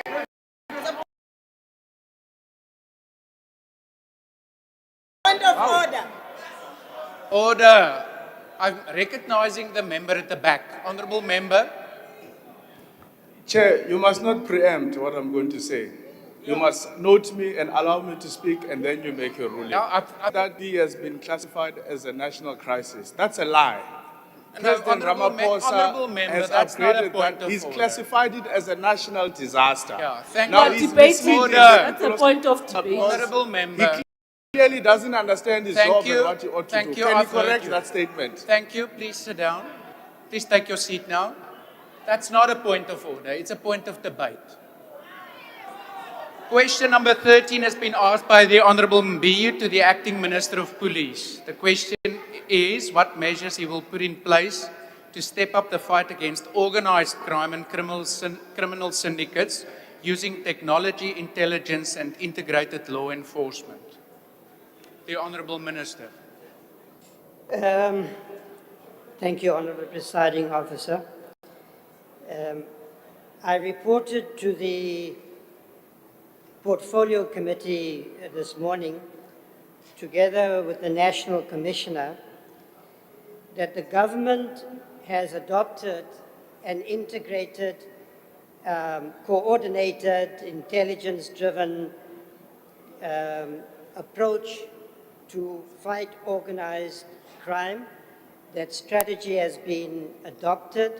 The National Organized Crime Combating Group addresses 12 dimensions of organized crime, that is gang violence, cross-border crimes, extortion, vehicle and truck hijacking, political killings, the proliferation of firearms, stock theft, transport violence, drugs and substance abuse, infrastructure crimes, illicit trading, and all forms of organized crime. The implementation model is underpinned by the following strategic principles: centralized command with decentralized execution, intelligence-led tasking, multidimensional organized crime disruption, joint and interdepartmental integration, sustainable and prevention, displacement, governance, accountability and compliance. I think it's an important development, the adoption of an organized crime strategy, which is funded partly out of CARA funds and partly reflected in the MTF budget. And I would recommend to members that they examine the budget in terms of to indicate what funding has been allocated to the implementation of the organized crime strategy. The challenges are going to be in implementation, because the implementation is going to require further resourcing. It's going to require the development of new capabilities, particularly in detective services and crime intelligence. I can give further information if that is required, but let me pay attention to one particular area, and that is the application of technology, because clearly as technology evolves, its applications to law enforcement also evolve, and new capabilities and new possibilities are possible. So these technology applications are very much part of a presidential initiative focused on digitalization and modernization, which is across the criminal justice cluster. With respect to policing, we're looking at applications, for instance, concerning the reporting of criminal cases, the reporting of motor accidents, the certifying of documents, and so forth. And then specifically with respect to organized crime, digital forensic investigation capabilities to track illicit financial flows, AI applications to map resource and asset infrastructure of organized criminal networks, and the use of drones to identify smuggling routes across borders, increase scanning capabilities at ports of entry, and so forth. So what I would encourage the House to do is to take an interest in the application of technological solutions in the fight against organized crime. I think we are at the very early stages of implementing technology solutions. Thank you, Honourable Minister. Thank you. The first supplementary question is allocated to the Honourable Mbiyo. Thank you, House Chairperson. Minister, how are the new development in police resource deployment indicated in the State of the National Address going to be prioritized in the budgeting? Thank you, Honourable Minister. Excuse me, can the member repeat the question? Honourable Member, will you please repeat the question? Okay, Minister, how are the new development in police resource deployment indicated in the State of the National Address going to be prioritized in the budgeting? Thank you for the question, Honourable Member. In the President's SONA address, the President indicated a particular focus on safety and security. I urge members to examine the budget for evidence of this renewed focus on safety and security as a core priority underpinning our strategy to improve our growth performance, as well as to support community well-being. That was followed up by Minister Godongwana's budget. That budget reflects significant allocations for enhanced policing, the implementation of an organized crime strategy, border security, and so forth. So look at the security cluster as a whole, including the new resources to support the courts and so forth. I have written an article which will be published in the Business Day setting out more detail about this renewed focus on security and how it's being funded. Thank you for the question. Thank you, Honourable Members. The second supplementary question has been allocated to the Honourable House Chairperson.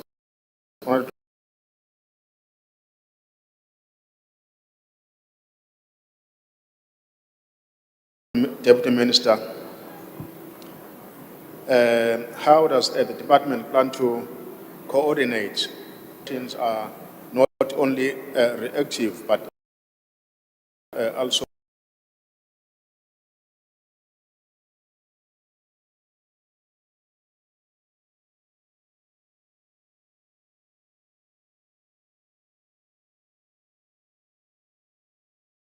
proactive in dismantling organized crime before it threatens communities and local economy. Thank you. Honourable Minister. Thank you for the question, Honourable Member. On Friday, I have convened a meeting of all the provincial governments in the MINMEC. We will be discussing in detail how to facilitate intergovernmental coordination. There needs also to be a specific focus on local government, and I'm planning to have a meeting with the district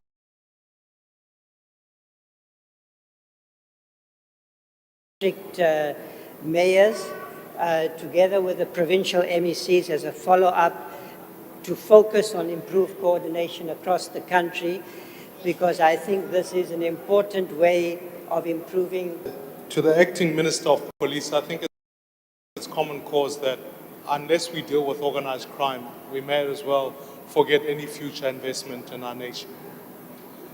Now, with recent pronouncements, it's clear that the police lack capacity. And so I want to posit a position that says, I wonder whether in devolving certain police functions, particularly around intelligence, so that metros who have the capability can add their police force to be able to increase the number of police available to fight crime, increase intelligence, and achieve convictions. Would you support this view? Or would you support a view that I've heard now here in the city of Cape Town of building the N2 wall so that citizens are living behind walls, and that's an act of trying to fight crime? I would argue it perpetuates historical practices. So, Acting Minister, do you think we should have a wall, or we should rather devolve some of the policing function so that we've got better intelligence closer to the ground? Thank you, Honourable Maimane. Honourable Minister. Thank you, Honourable Chair. In this reset moment, I think it's very important, Honourable Maimane, to keep an open mind. I don't think formulaic responses to this challenge is right. So I'm keeping an open mind on the suggestions that I'm hearing. Now, when it comes to intelligence, we've already in the House talked about the importance of improving accountability of crime intelligence. That's a national function. I think there is also an unanswerable argument or case for strengthening the capabilities of crime intelligence as we implement on a national basis a strategy to fight the cartels and organized crime. So on that score, I think we're in full agreement. What I'm not certain about is whether the decentralization idea is one that makes sense in the field of crime intelligence, if by that is meant to create a separate structure from the national one. But clearly we have to think about how to locate intelligence capabilities across the system. And that might well include elements of decentralization because policing needs to take place at all levels. So I'm open, I think, to that conversation with you.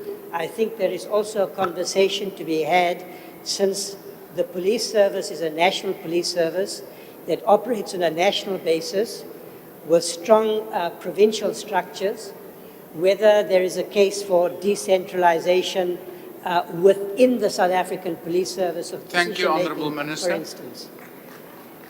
Dr. Mahlatsi, the next opportunity is allocated to you. Thank you very much, Chairperson. Minister, with criminal syndicate using high technology, what digital forensic methodologies and specialized investigative units are currently used by the SAPS to authenticate, preserve, and analyze social media content for investigative purposes?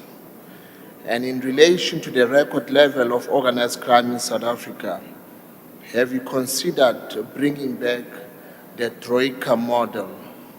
Kani mambo. Thank you, Honourable Minister. So, Honourable Member, yes, I'm not aware of that particular model. Perhaps you can share that information with me. One particular challenge in response to your question that I have identified is that we need to be much better at collecting, gathering, and analyzing open source information. There is an abundance of open source information in addition to that can be utilized to support the implementation of an organized crime strategy.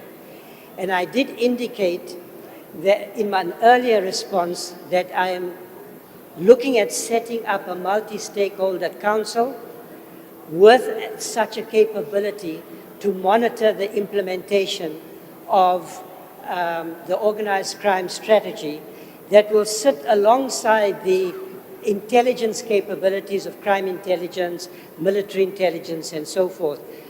Because all of those intelligence sources have to be coordinated effectively in the fight against, if we're going to win the fight against organized crime. But if you have additional information, please share that with me. Thank you. Thank you, Honourable Mbiyu. We return to you for the last supplementary. Thank you, Minister. How will the department monitor or check whether this plan is actually reducing crime in our communities? Honourable Minister. So I just indicated that in order to ensure that the organized crime strategy that the police have presented to the Portfolio Committee is effectively implemented, there has to be proper political oversight. And so for that purpose, I'm looking at setting up a multi-stakeholder forum supported by open source information to monitor and assess outcomes. I've already developed a monitoring framework which sets out the criteria for assessing the implementation of the organized crime strategy.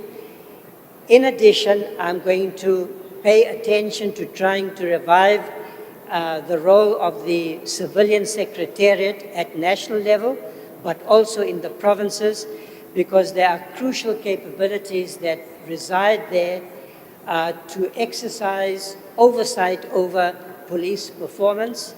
That is a capability that we've underutilized over the last 10 years or so, and I'm looking to revive that system of oversight. Thank you for the question. Thank you, Honourable Members. Question number 64 has been asked by the Honourable Hatting to the Minister of Defence and Military Veterans. The question is regarding the planning and execution of exercise Will for Peace. On what date was the Islamic Republic of Iran formally invited to participate, and what approval processes were followed within the South African National Defence Force before issuing the invitation? The Honourable Minister. Thank you very much, Chair. Chair, the Islamic Republic of Iran was invited by the lead nation, which is the Republic of China, during the initial planning conference in March 2025 to participate in the joint interdepartmental and multinational exercise Will for Peace. There was no objection from all other participating members. The Islamic Republic of Iran confirmed the acceptance of the invitation in August 2025. The Department of Defense has no responsibility in the approval process before issuing of the invitation by the lead nation. Thank you very much, Chair. Honourable Hatting. Honourable House Chair, first noting that two of the founding BRICS members, Brazil and India, denied that this was a BRICS exercise, and they maintained this is our South African initiative, and it was held within our territorial waters. Section 202 of the Constitution vests supreme command of the SANDF in the President. He is the Commander-in-Chief. Did the President, Honourable Minister, issue any instruction, guidance or limitation regarding Iran's participation in the exercise Will for Peace? And if so, was it complied with? Honourable Minister. Chair, I want to repeat. China was the leading party. Exercise Morsi was organized not only by South Africa, but the exercise was using South African waters, so we're the host in terms of the waters. The fact that Brazil, India said that, I also heard it from where I think he heard it from the media, from the rumors, it has not come to our attention. I just know that the four countries, South Africa, India, South Africa, China, Russia, and the Republic of Iran were the ones that were ready to come. Ethiopia was going to come as an observer. Brazil was also going to participate. That they declined. I'm hearing from the member because I also heard it through the media, but I don't remember getting any information. To say as I say, it's mostly like all other exercises, Chair.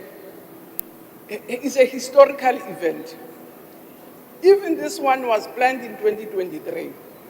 The plans were finalized in 2025. I'm told that the exercises even preceded COVID. They were disrupted by COVID. At some stage, we had exercises with France. I don't think the president was invited because there was no Iran issue. The US was also invited in the last Morsi. It didn't participate or it withdrew, but it was not the first time that it happened. It's a regular exercise, not only in the Navy, even in the Army these exercises happen, but also in the Air Force. So these are regular inter-country or international exercises that happen. So the fact that most Thank you, say Minister. Iran makes it controversial unnecessary. The second supplementary question will be asked by the Honourable Plaatjes. Thank you, Honourable House Chair. Minister, now that this exercise have happened, how will you, as your department, utilize the lessons learned and the outcomes from this exercise? How will it inform ongoing defense diplomacy initiatives, capabilities, development programs, and contributions to the African Standby Force and other United Union mandate operations? I thank you, Chair. Thank you, Honourable Minister. Chair, as I said, these exercises are ongoing exercises between countries, and obviously after any exercise, even in the army, there's a debriefing to see what lessons have been gained, but depending on the objectives, what relationships have been built. So indeed, like all other exercises, there will be or there will have been a debriefing and say what have we learned in terms of what we had planned to do. So it's a normal ongoing exercises between countries and at different times between the different forces. So there's nothing new that would have happened with Morsi, which does not happen anytime. So what normally these exercises help with is lessons from each other. As I say, it's diplomacy just to strengthen relationships, but also to learn from each other and strengthen, as I say, relationships between the different countries that are exercised. So are normally very valuable for SADC, for our country, but also for the world. Thank you, Chair. Thank you. The third supplementary question will be asked by the Honourable Kele.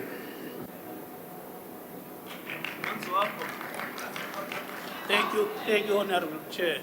Can the Minister provide a detailed breakdown of the specific approval process followed within the South African National Defence Force before the invitation was issued to Iran? Specifically, which Department of Command first proposed the invitation, which internally review board or committee assessed it, and at what level and was finally authorized, granted before it was sent? Honourable Minister. Chairperson, with due respect, if the member recalls, on Friday, the President issued what do you call it? Huh? No, I'm trying to get the right wording for it. But on Friday, there was a gazette in which the President has established a team through which they were going to investigate all the questions. So at the risk of answering questions that are supposed to be done by not by the Board of the Commission of Inquiry, that's the Commission of Inquiry, that the President established last week, things are going to be answered there. So I'm reluctant to really preempt what the presentations are going to be before that Commission of Inquiry. It is a Commission of Inquiry. I'm sorry I forgot the right term, but it will be answered there and I can't do it here. Honorable Niels, the next supplementary has been allocated to you. Well, I'll take this question on behalf of the EFF. Please proceed, Honorable Matthias. Me Motshekga, wa bonahala hore lefapha la hao le mmuso ha le hlomphe selekane pakeng tsa naha ya rona le naha tse ding tsa BRICS. Le tlontlolotse naha tsa BRICS ka tsela eo le sebeditseng taba ena ya ho ikwetlisa mmoho ha rona le Iran. Mme re ipotsa hore na ke eng e kanakana e le e patang ka ho etsa the Board of Inquiry ho fuputsa taba e hlakile. Ke eng e kanakana e le e patang e ba mohlomong le Ntate Ramaphosa o e entse le o e tekenela le mmuso wa America ho pata hore na ke eng e ba e tshabileng ho ka ikwetlisa mmoho le naha ya Iraq. Bile re batla ho tseba hore na ke hobane o hlolehile o hlalosa ka bophara hore na ke eng e masole kapa batsamaisi ba masole a se entseng hore le hanele le ho thibela. Thank you, Honorable Matthias. Ho ikwetlisa mmoho le Thank botho you. la Afrika Borwa. Ke a leboha. Honorable Minister. Chair, can I answer also in Sesotho? Because I want to do it. You're welcome. The translation is right. It's an official language. I can write a translation, so I can no, bonnete ba taba kore tsietsie e etswa ke go sa bone ka o tshwana naheng ya rona gore ha o na le ba itseng go ba le dirang ka jwale ka ke hlalosa exercise di etsega ka dinako tsohle le yona e ne e tlo etsega ka dilemo se fetileng empa ka baka la mabaka for instance a G20 ra re kgutlisetse pele kanti batla ho tla ba le phapang hare dinaha tse itseng. So one nnete ha hore ke lerata le sa tlhokahaleng empa ha ma Afrika Borwa a ra kopa dikarabo a kopa komiti e ikemetseng a re tsebo hana hore re ba khotsofatsa hore matso a rona a hlwekile ha ona ntho e mpe e re yentseng ba tla ikutlwela ha benyane teng ntho e mpe empa ho ya ka nna Commission of Inquiry ko araba ma Afrika Borwa a tlaiseng ditletlebo ka exercise e hore ba ikgotsofatse ka bo bona ha ba na le puo tse itse ka ba na le tsebo e nngwe teng ba itlise pele e arabue pepeneneng. Ke a leboha. Thank you, Honorable Minister. Honorable Hatting, we return to you for the last supplementary. Thank you, Honourable House Chair. Due to the Minister's evasiveness, I have to repeat my initial question. And I would ask the Minister, please listen and please respond. Did the President issue any instruction, guidance or limitation regarding Iran's participation in exercise Will for Peace? And if so, was it complied with? It's a very compact question, yes or no? Honorable Minister. You ask again, I will answer again. The Islamic Republic of Iran was invited by the lead nation, the People's Republic of China, during the initial planning conference in March 2025 to participate in the joint interdepartmental and multinational exercise Will of Peace. There was no objection from all other participating member states. The Iran Republic confirmed her acceptance during the main planning conference on August 20. The Department of Defense had no responsibility or involvement in the approval process before the issuing of the invitation by the lead nation. Ke a leboha. Thank you. Honourable members, the time allocated for questions has now expired. Outstanding replies will be printed in the Hansard as they have been received. I request members to stand and wait for the presiding officer and the mace to leave the chamber. That concludes the business of the day. The House is adjourned.